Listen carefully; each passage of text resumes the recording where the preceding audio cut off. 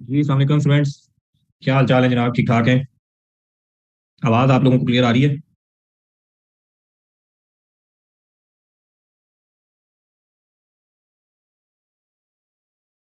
क्या हाल है जी? और क्या हालात हैं? आज आपको पता है कि अपने शाम में सरप्राइज दिया है। 2 दिन पहले उन्होंने बताया था कि मंडे को अनाउंस करेंगे। तो क्या हालात रहे हैं? कोई हौसला अफजा है माशाल्लाह मोहसिन साहब?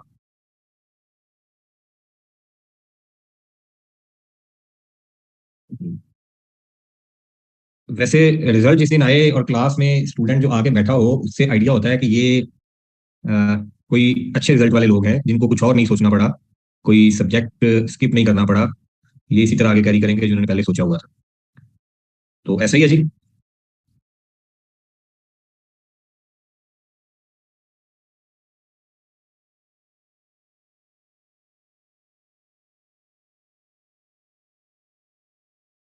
अल्लाह ताला आपको आगे भी कामयाब करे, ये आने वाली अटेम्प्ट भी आपके लिए मुबारक साबित हो। और जिस कमिटमेंट के साथ आपने पहले पास किए हैं आगे भी इंशाल्लाह आपके पास होते जाएंगे। अच्छा जी।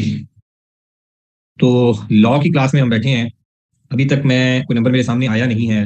जो आपका रिजल्ट आया है अभी, चूंकि 2-3 घंटे पहले रिजल्ट आया है, तो स्टैट्स मैंने अभी तक नहीं देखे हैं। अगर आप में से किसी की नजर पड़ी हो कि कितने स्टूडेंट पास हुए हैं, लेकिन इतना मैं फॉर श्योर कह सकता हूँ कि लॉ में सबसे कम नंबर ऑफ स्टूडेंट्स हैं जिनका लॉ पास हुआ है।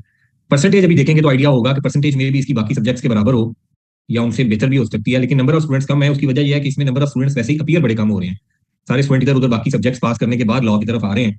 आज मैंने रिजल्ट के बाद भी देखा है, अभी तक स्टूडेंट्स के मैसेजेस आ रहे हैं जिनका लॉ पास हो रहा है, साथ वो ये भी कह रहे हैं सर क्वालिफाई कर लिया हमने। तो वो उस अप्रोच के साथ चल रहे हैं जो मैंने आपको बताया था कि कुछ आपके सीनियर्स आपको कहेंगे कि एंड पे ले जाएं, लॉ बड़ा मुश्किल है, इस तरह की बातें करेंगे। तो वो उसी अप्रोच पे चल रहे हैं वो लोग तमाम। अच्छा जी, आपको आवाज़ क्लियर आ रही है? कोई वीडियो में कोई इशू तो नहीं आ रहा? आवाज़ के साथ तस्वीर भी आ रही है या नहीं?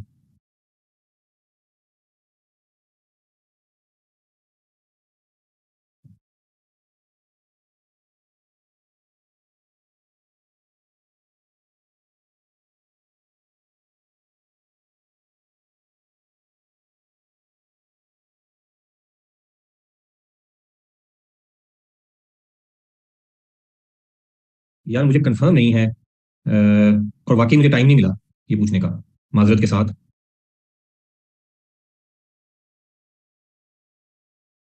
मैं आपको सुबह कंफर्म कर सकता हूँ। मुझे काइंडली याद करा दीजिएगा। दिन में आप कोई मैसेज करके ग्रुप में मैसेज कर दें, वैसे कर देंगे सर बुक का कंफर्म कर दें, तो मैं कोशिश करके इंशाल्लाह कंफर्म कर दूंगा।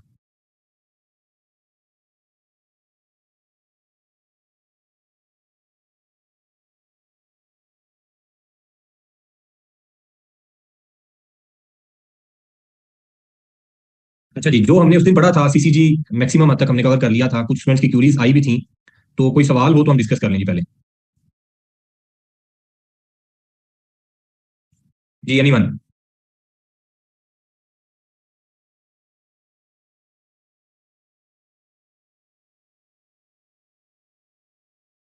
अच्छा जी, सीसीजी के बारे में कुछ मैंने बताया था आपको। जी उमर, अल्टरनेट डायरेक्टर का एक ग्रुप में भी क्वेश्चन आया था। कंपनीज एक्ट का एक सेक्शन आपको अलाउ करता है कि अगर कंपनी का कोई डायरेक्टर पाकिस्तान से बाहर जा रहा हो और फॉर मोर देन 90 डेज जा रहा हो, तो अपनी जगह पे किसी और को वो डायरेक्टर बिठा सकता है उतने दिनों के लिए जितने दिन ये पाकिस्तान से बाहर होगा। इसके लिए ये कुछ शराइत पूरी होना जरूरी है। एक तो ये पाकिस्तान से बाहर जा रहा हो, और दूसरा फॉर मोर देन 90 डेज हो, यानी कि 3 महीने से ज्यादा का इसका टूर हो पाकिस्तान से बाहर का। तो फिर अपनी जगह पे किसी को बिठा सकता है ये। तो उस बंदे को जिसको अपनी जगह पे ये सब्सिट्यूट डायरेक्टर बिठा के जाएगा उतने दिनों के लिए, उसके लिए जो टर्म यूज होती है उसको हम अल्टरनेट डायरेक्टर कहते हैं। कंपनीज एक्ट में इंशाल्लाह हम कल वाले लेक्चर में या नेक्स्ट वीक में वो जो सेक्शन है उसको हम कवर करेंगे। तो उसके लिए जो टर्म यूज होती है उसको अल्टरनेट डायरेक्टर कहते हैं। बाकी डायरेक्टर से अप्रूवल लेने के बाद इसको अपॉइंट किया जाता है, इस डायरेक्टर को। तो अल्टरनेट डायरेक्टर जो बंदा हो, उसकी ये डायरेक्टरशिप भी काउंट होती है उस नंबर ऑफ डायरेक्टरशिप में जो मैक्सिमम लिमिट उन्होंने बताई है। क्लियर है जी?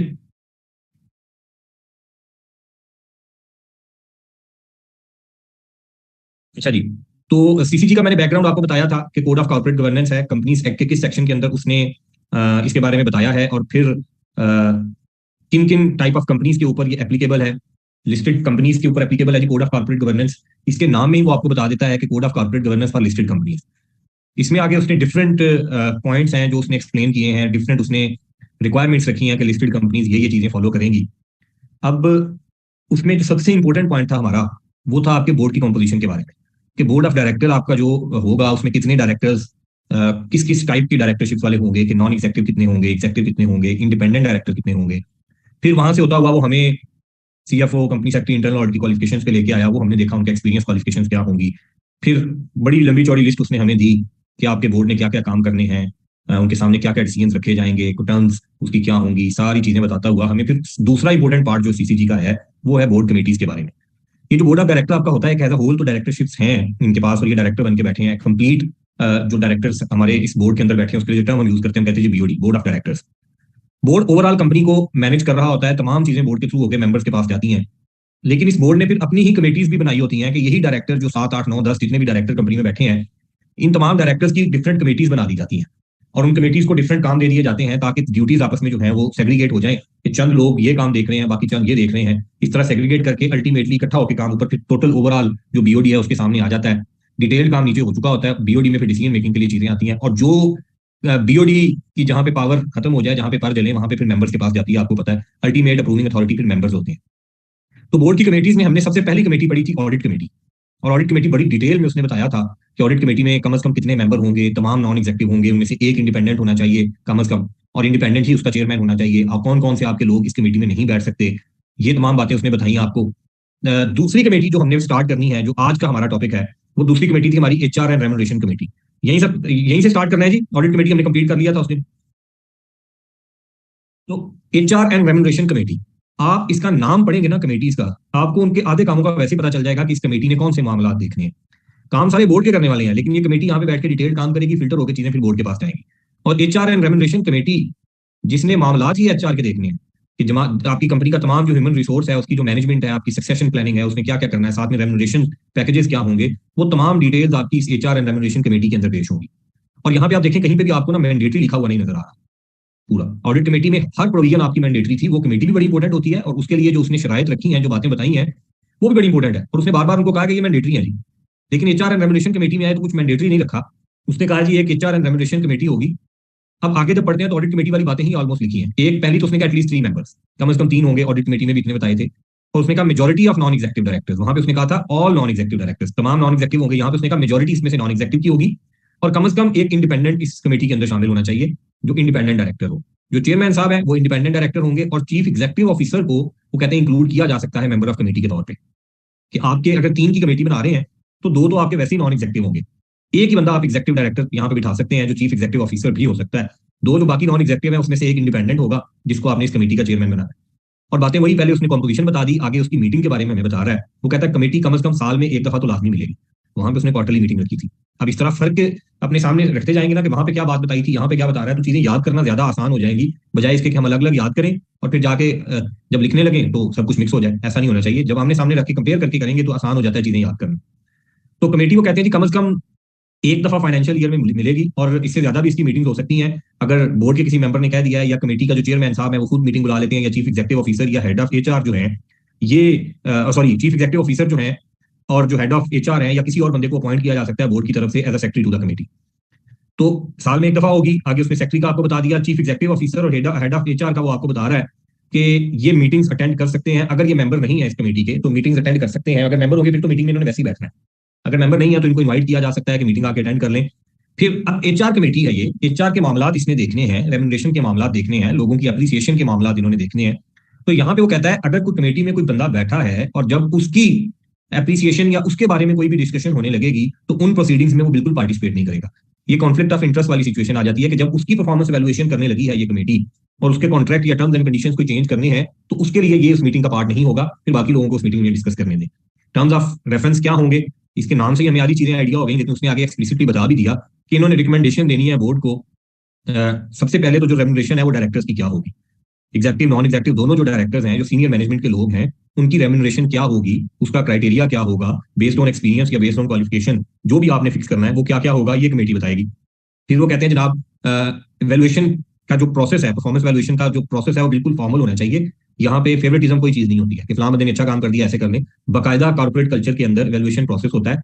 सिस्टम से लोगों की परफॉर्मेंस वैल्यूएशन हो रही होती है, उसी की बेस पे फिर उनको रिटर्न मिल रहा होता है, उनको उनके रेम्युनरेशन फिक्स हो रही होती है, उनको बेनिफिट्स मिल रहे होते हैं, उनको प्रमोशंस मिल रही होती हैं। तो इसके लिए उन्होंने कहा है कि परफॉर्मेंस वैल्यूएशन का एक बाकायदा फॉर्मल प्रोसेस होना चाहिए, कमेटी बोर्ड की अपनी परफॉर्मेंस वैल्यूएशन का भी होना चाहिए, कोई एक्सटर्नल इंडिपेंडेंट कंसल्टेंट को भी हायर किया जा सकता है इस काम के लिए अगर परफॉर्मेंस वैल्यूएशन अगर करवानी है। क्लियर है जी। फिर एचआर पॉलिसीज इन्होंने बनानी है और बोर्ड को रिकमेंड करनी है, कंपनी की पूरी एचआर पॉलिसीज ये जो हैं जी। फिर chief operating officer, chief financial officer, company secretary और हेड ऑफ इंटरनल ऑडिट, हम उस दिन पढ़ के आए थे, ये जो तीन थे आपके, इनके बारे में तो उन्होंने कहा था कि बोर्ड के अप्रूवल से अपॉइंट होंगे और बोर्ड के अप्रूवल से ही इनको रिमूव किया जा सकता है। तो इनको जब अपॉइंट किया जाएगा, एचआर कमेटी की रिकमेंडेशन भी आएंगी कि ये चीजें हैं जिसको हमने कंसिडर करना है। आपको पता है जब भी अपॉइंटमेंट्स होती हैं तो एचआर वाले उसके अंदर लाजमी शामिल हो रहे होते हैं। तो एचआर जो कमेटी है ये रिकमेंड करेगी उनको कि ये जो बंदा नॉमिनेट किया जा रहा है उसके लिए क्या क्या रिक्वायरमेंट्स हैं और ये क्या उस क्राइटेरिया पे पूरा उतरता है या नहीं उतरता है। फिर जनाब चीफ एग्जीक्यूटिव ऑफिसर के लिए जो रिकमेंडेशन हैं वो इस कमेटी की तरफ से जाएंगी। एंड पे आके वो कहता है कि एचआर रेम्युनरेशन कंसल्टेंट्स अगर आपने अपॉइंट किए हैं तो वो डिस्क्लोज करेंगे कमेटी को अपने क्रेडेंशियल्स क्या हैं और क्या उनका कंपनी के साथ कोई कनेक्शन तो नहीं है। आपने इतनी मेहनत करके बाहर से बंदे उठाए और उनको अपॉइंट किया आपने परफॉर्मेंस एवेल्युएशन के लिए यहाँ पे, लेकिन पता चला उनका कनेक्शन है कंपनी के साथ, कोई डायरेक्टर के साथ वो पार्टी लिंक्ड है, कनेक्टेड है, एसोसिएटेड है, तो उस डायरेक्टर की परफॉर्मेंस के ऊपर तो जो उन्होंने वैल्यूएशन देनी है वो कॉन्फ्लिक्ट वाली सिचुएशन आ जाएगी। तो इसलिए इन्होंने अपने क्रेडेंशियल्स बताने हैं और बताना है कि क्या इनका कोई कंपनी के साथ कनेक्शन तो नहीं है। ये चंद चीजें हैं, एक दफा रीडिंग वाली चीजें हैं एचआर कमेटी में। जो उसने इसकी कॉम्पोजिशन के बारे में बताया है इसको अच्छे तरीके से पढ़ लेना है, कोई भूलने वाली चीज नहीं है इसमें, 2 दफा पढ़ेंगे आपको याद हो जाएंगी जनाब। 1 मिनट दीजिएगा मुझे।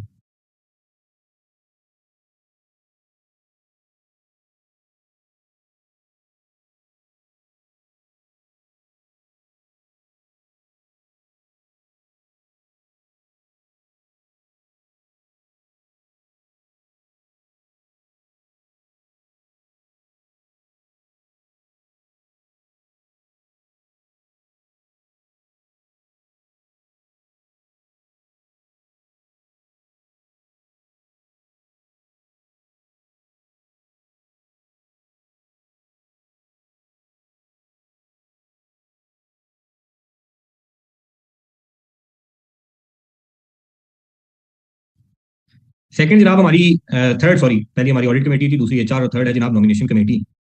नॉमिनेशन कमेटी में वो कहते हैं कि बोर्ड के पास ऑप्शन है कि बोर्ड एक सेपरेट कमेटी बना सकते हैं जिसका नाम होगा नॉमिनेशन कमेटी, और उसके लिए नंबर कितने होंगे, मेंबर उसके कितने होंगे, क्लास ऑफ डायरेक्टर्स कौन कौन से उसमें होंगे, ये कंपनी के ऊपर उन्होंने बोर्ड की डिपेंड अपना सवाबदीद पे छोड़ा उन्होंने, क्या आपकी मर्जी है जितने इसमें रखें। नॉमिनेशन कमेटी जो आपने बनानी है उसका काम क्या है।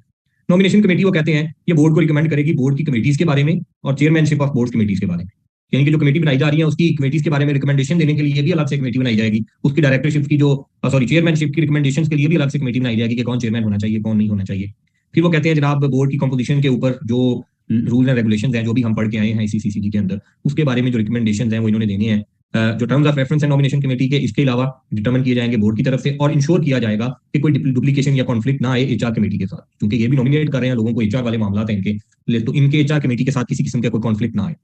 लास्ट वन है जी आपकी रिस्क मैनेजमेंट कमेटी। भाई साहब मौजूद भी है या नहीं है? कोई हाँ ना नहीं हो रही आप लोगों की तरफ से। आपको स्टार्ट में मैं बताना भूल गया हूँ कि हमारा स्टूडेंट था लास्ट टाइम इसी सेशन में लॉ में, उसका गोल्ड मेडल आया आज माशाल्लाह कारपोरेट लॉ में। तो अगली उम्मीद मेरी आप लोगों से है, 2 कंसेक्टिव हमारे जो अटेम्प्ट गुजरी हैं इसमें सेकंड लास्ट अटेम्प्ट में सर्टिफिकेट आया था और इस अटेम्प्ट में गोल्ड मेडल आया है, तो अगली उम्मीदें मेरी आपके ऊपर हैं कि हैट्रिक मेरी आपने करवानी है। तो जो जो आप में से डिटर्मेंड लोग हैं या सर्टिफिकेट या गोल्ड मेडल लेना चाहते हैं तो मेहनत करें, इंशाल्लाह आपके साथ मैं भी मिलकर मेहनत करूंगा। मुझे हैट्रिक की उम्मीद है आप लोगों से और मुझे हैट्रिक चाहिए है। तो अल्लाह ताला आपकी भी मदद करे, मेरी भी मदद करे कि हम एक दूसरे के लिए मददगार साबित हों जी। अच्छा जी, तो आखिरी जो कमेटी हमारी आई है जनाब रिस्क मैनेजमेंट कमेटी है। रिस्क मैनेजमेंट कमेटी का नाम पढ़ के भी आपको आइडिया हो जाएगा कि इस कमेटी का काम क्या है। रिस्क के बारे में इतनी डिटेल्ड डिस्कशन उसने हमें ऊपर बीओडी की कंपोजिशन के बाद की थी कि बोर्ड ऑफ डायरेक्टर ने रिस्क के ऊपर क्या क्या चीजें देखनी है। आपको नजर आ जाना चाहिए कि टाइटैनिक हमारा जनाब जा रहा है और आगे आइसबर्ग है जिसके अंदर टक्कर लगने वाली है। तो वो जो कैप्टन है ना टाइटैनिक का, उसका काम है कि उसको पहले से देख ले ताकि इस एक्सीडेंट से बचा जा सके। तो इस बोर्ड का भी यही काम होता है कि रिस्क को देखना है, कंपनी के क्या रिस्क हो सकते हैं शॉर्ट टर्म में, मीडियम टर्म में, लॉन्ग टर्म में।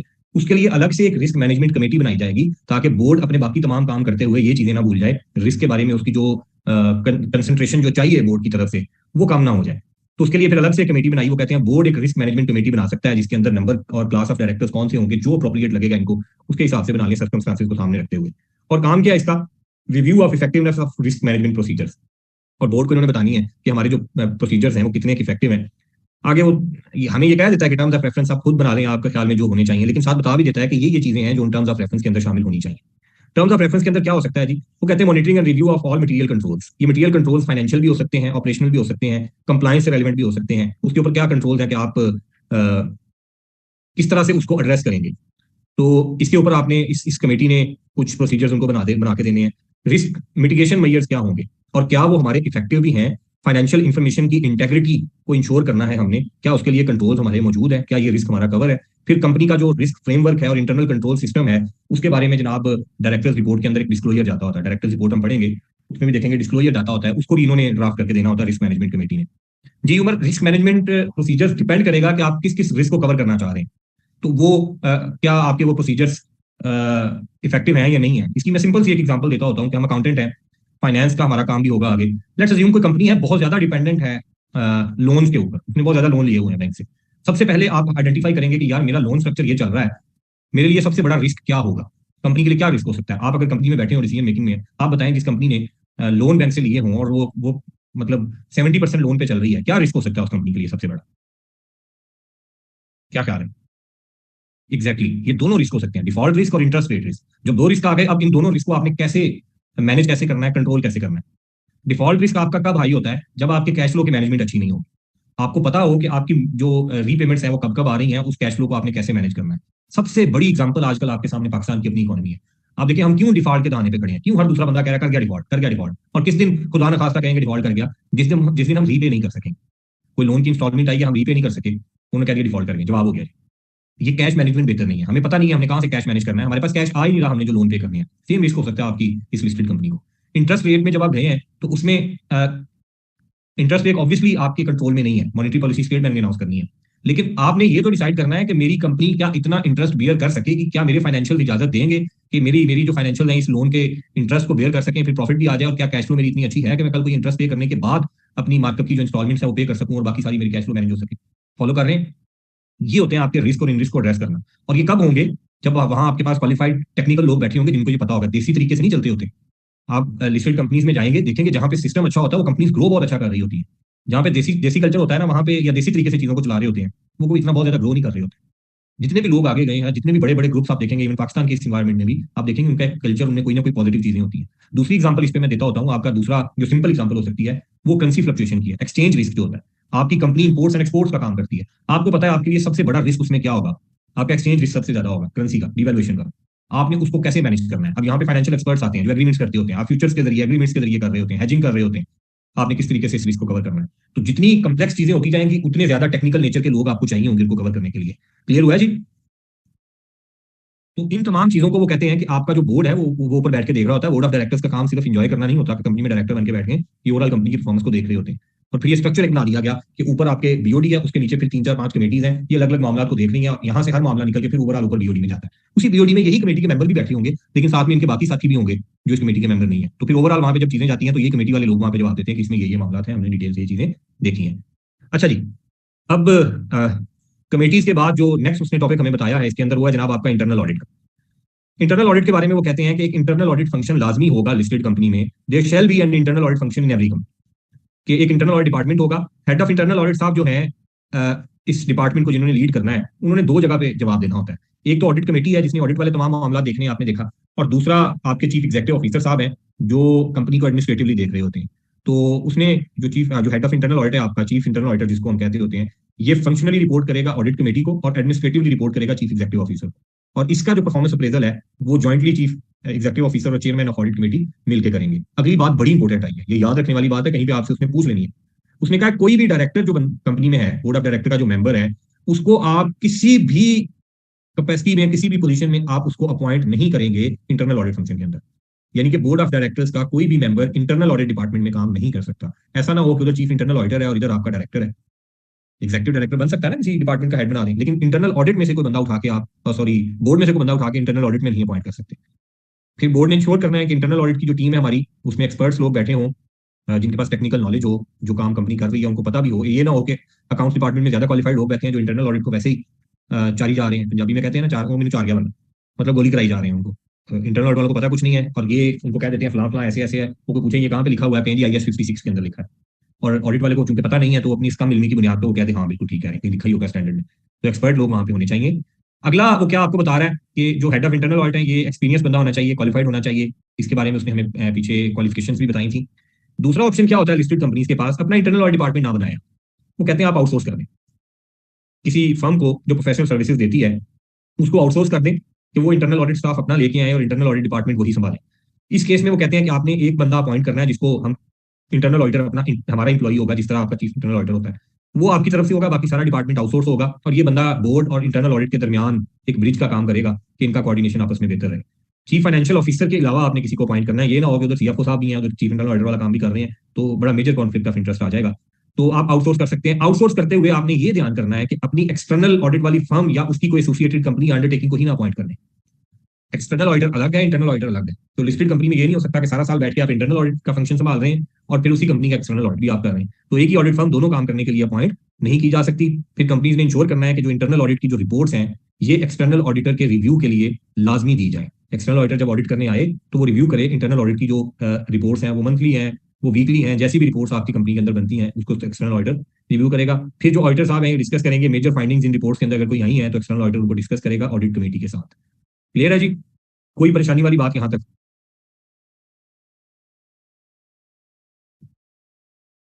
चलिए अब आ जाते हैं एक्सटर्नल ऑडिट पे। आप में से बहुत बहुत सारे लोग एक्सटर्नल ऑडिट डिपार्टमेंट में बैठे होंगे कंपनीज के। तो अब यहाँ पे देखें आपको मैंडेटरी प्रोविजंस नजर आना शुरू हो गई हैं। वो कहते हैं कि ये मैंडेटरी है कि कोई भी कंपनी किसी ऐसी फर्म को एक्सटर्नल ऑडिटर अपॉइंट नहीं करेगी जिसके पास QCR रेटिंग ना हो। और ये QCR किसकी तरफ से आता है? यहाँ पे हमारे इदारे का नाम भी आ गया, institute of chartered accountants of Pakistan. जो रिजल्ट आने पे कभी आपको बहुत बुरा लगता है और कभी अच्छा रिजल्ट आ जाए तो ICAP बड़ा अच्छा लगता है, और मेंबर बनने के बाद ICAP मोस्टली अच्छा लगता है कि हमारी को थोड़ी बहुत इज्जत इन्होंने बनाई हुई है। तो यहाँ पे भी उसका नाम आ गया। वो कहते हैं कि जनाब QCR रेटिंग जिन फर्म्स के पास है, जब आपके आर्टिकल हुए थे ना तब भी स्टूडेंट का पहला सवाल ये होता है सर QCR रेटेड फर्म में जाना है। तो QCR रेटिंग का सबसे बड़ा फायदा क्या होता है? लिस्टेड कंपनीज का ऑडिट यही फर्म्स कर सकती हैं, नॉन QCR फर्म्स के पास लिस्टेड कंपनी का ऑडिट नहीं हो सकता। तो ये CCG के अंदर उन्होंने ये बात लिखी है कि ये मैंडेटरी है कि कंपनी ने जो एक्सटर्नल ऑडिटर अपॉइंट करने हैं उनके पास QCR रेटिंग होनी चाहिए और वो रजिस्टर्ड हो। ऑडिट ओवरसाइट बोर्ड जो पाकिस्तान के अंदर काम कर रहा है उसके पास वो रजिस्टर्ड हो सिक्योरिटीज एंड एक्सचेंज कमीशन का जो एक्ट है उसके फला सेक्शन के तहत। तो दो शर्तें, एक QCR रेटिंग हो, दूसरा ऑडिट ओवरसाइट बोर्ड के पास भी रजिस्टर्ड हो। फिर वो कहते हैं कोई भी कंपनी एक्सटर्नल ऑडिटर्स के तौर पे ऐसे बंदे को अपॉइंट नहीं करेगी जो फर्म या उस फर्म का कोई पार्टनर जो है उसने कोई नॉन कंप्लाइंस की है इंटरनेशनल फेडरेशन ऑफ अकाउंटेंट्स की गाइडलाइंस की या कोड ऑफ एथिक्स की नॉन कंप्लाइंस की है जो ICAP ने जिसको अडॉप्ट किया हुआ है। बड़ी डिटेल से आपके हर सब्जेक्ट के अंदर उन्होंने कोड ऑफ एथिक्स शामिल कर दिया। तो उस कोड ऑफ एथिक्स को फॉलो नहीं कर रहे या नॉन कंप्लाइंस कर रहे हैं इंटरनेशनल फेडरेशन IFAC की गाइडलाइंस को, तो भी आप उसको अपॉइंट नहीं करेंगे उस फर्म को या उस पार्टनर को एज एन ऑडिटर। फिर वो कहते हैं जनाब मैंडेटरी है कि जो बोर्ड है कंपनी का ये रिकमेंड करेगा appointment of external auditors for a year. हर साल आपके जो एक्सटर्नल ऑडिटर हैं इनकी अपॉइंटमेंट होती है, तो बोर्ड की तरफ से रिकमेंडेशन जाती है, उनकी रेमुनरेशन जो भी सबसे पहले ऑडिट कमेटी रिकमेंड करेगी बोर्ड को और बोर्ड रिकमेंड करेगा मेंबर्स को। और मेंबर्स को जो रिकमेंडेशन जाती है, मीटिंग का जो नोटिस जाता होता है ना AGM का, जो आपकी जिसके अंदर फाइनेंशियल्स डिस्कस करने होते हैं, उस नोटिस के साथ आपको पता है फाइनेंशियल स्टेटमेंट्स जाती हैं, ऑडिटर की रिपोर्ट भी जाती है, साथ डायरेक्टर की रिपोर्ट भी जाती होती है। तो इस डायरेक्टर्स रिपोर्ट के अंदर बोर्ड की तरफ से रिकमेंडेशन जाएगी कि हम फलां फलां बंदे को अपने आने वाले साल के लिए ऑडिटर अपॉइंट करना चाहते हैं, तो फिर मेंबर इसके ऊपर अप्रूवल देते होते हैं। और अगर आप एग्जिस्टिंग ऑडिटर की बजाय किसी और को अपॉइंट कर रहे हो तो फिर इस रिपोर्ट में आपको एक्सप्लेन करना पड़ता है और डायरेक्टर रिपोर्ट में कि आप डिफरेंट बंदा क्यों अपॉइंट करने जा रहे हैं, क्या जरूरत पेश आई आपको ऑडिटर चेंज करने की। फिर वो कहते हैं जनाब अगली प्रोविजन, सारी प्रोविजन आपकी एक्सटर्नल ऑडिट के अंदर मैंडेटरी आ रही है। वो कहते हैं मैंडेटरी है कि एक्सटर्नल ऑडिटर जो आपका ऑडिट कर रहा है आपने उससे कोई और सर्विसेज नहीं लेनी। इन रेगुलेशंस में या कहीं पे और आपको किसी गाइडलाइन में जहां जहां पे इजाजत दी गई है उसके मुताबिक कोई सर्विसेज लें, अदरवाइज आप बाकी सर्विसेज उनसे नहीं ले सकते कि यही एक्सटर्नल ऑडिट फर्म आपकी ऑडिटर भी है, इसी से आप मैनेजमेंट सर्विसेज भी ले रहे हैं, तो इस तरह का काम आपने नहीं करना। फिर वो कहते हैं जनाब जो बात मैंने आपको भी बताई मैनेजमेंट फंक्शंस वाली, वो उन्होंने आगे एक्सप्लिसिटली लिख दी कि मैंडेटरी है कि कंपनी इंश्योर करेगी कि ऑडिटर जो है वो मैनेजमेंट फंक्शंस ना करे, जो कि पाकिस्तान के अंदर आम होता है कि ऑडिटर आता है पहले अकाउंट्स बनाता है और फिर उन्हीं अकाउंट्स का ऑडिट करता है। अकाउंट्स बनाना मैनेजमेंट की जिम्मेदारी है, बुक कीपिंग मैनेजमेंट की जिम्मेदारी है, ऑडिटर की जिम्मेदारी नहीं है। ऑडिटर ने आगे सिर्फ ऑडिट करना होता है, मैनेजमेंट डिसीजन ऑडिटर की जिम्मेदारी नहीं होती, मैनेजमेंट की रिस्पॉन्सिबिलिटी होती है। तो उन्होंने लोग भी एक्सटर्नल ऑडिटर इस तरह के काम नहीं करेंगे। क्लियर है जी? आगे फिर एक रिस्ट्रिक्शन लगाई, वो कहते हैं कोई कंपनी ऐसे बंदे को एक्सटर्नल ऑडिटर के तौर पे अपॉइंट नहीं करेगी जो इन्वॉल्व हो in the audit of the company, sorry जो क्लोज रिलेटिव है जनाब किस किस का, चीफ एग्जीक्यूटिव ऑफिसर का, चीफ फाइनेंशियल ऑफिसर का, head of internal audit, company secretary and director of the company. इनमें से किसी के रिश्तेदार को अपॉइंट नहीं किया जा सकता ऑडिट करने के लिए कि घर का बंदा उठा के ले आए, डायरेक्टर के बेटे ने क्वालिफाई कर लिया माशाल्लाह अपनी फर्म बनाई है तो उसी को ऑडिट दे दें। अब याद रखें एक और चीज नोट करने वाली आई, लॉ में जगह जगह पे हमने ये वर्ड पढ़ना है, ये क्लोज रिलेटिव या रिलेटिव, सिर्फ इसकी कोई एक स्पेसिफिक डेफिनेशन नहीं है। कहीं कभी भी ये नहीं समझना कि क्लोज रिलेटिव या रिलेटिव की एक डेफिनेशन नहीं। जहां जिस सेक्शन में जिस प्रोविजन के अंदर वो रिलेटिव या क्लोज रिलेटिव की बात करेगा, वहां पे साथ एक्सप्लेन करेगा कि यहाँ पे इसका मतलब क्या है, इस जगह पे रिश्तेदारों में कौन कौन शामिल होगा। क्लियर है जी। तो कभी किसी एक पे फिक्स नहीं होना। इस प्रोविजन के लिए स्पेसिफिकली मैं कहता होता हूँ, रिलेटिव के ऊपर जाके अगर आईकैप आपसे टेस्टिंग करे और उसने की है, तो आप ओपन बुक आप पेपर है, आपने उस सेक्शन में जाके उस क्लोज रिलेटिव की डेफिनेशन देखनी है कि उस सेक्शन में क्या लिखी हुई है। आपको याद भी है फिर भी देखनी है। मैं अमूमन बुक रिकमेंड नहीं करता होता कि जगह जगह पे बुक खोलें। ये वो पॉइंट है जिसमें मैं रिकमेंड करता हूं, अगर आपको याद भी है 110% श्योर है, फिर भी आपने किताब खोल के एक दफा देखना है कि इस सेक्शन के अंदर क्लोज रिलेटिव का मतलब क्या है। पूरा क्वेश्चन उस पर डिपेंडेंट होता है जो सिनेरियो बना के देता है। क्लोज रिलेटिव अगर है तो ये सिनेरियो इस तरफ जाएगा, अदरवाइज उधर जाएगा।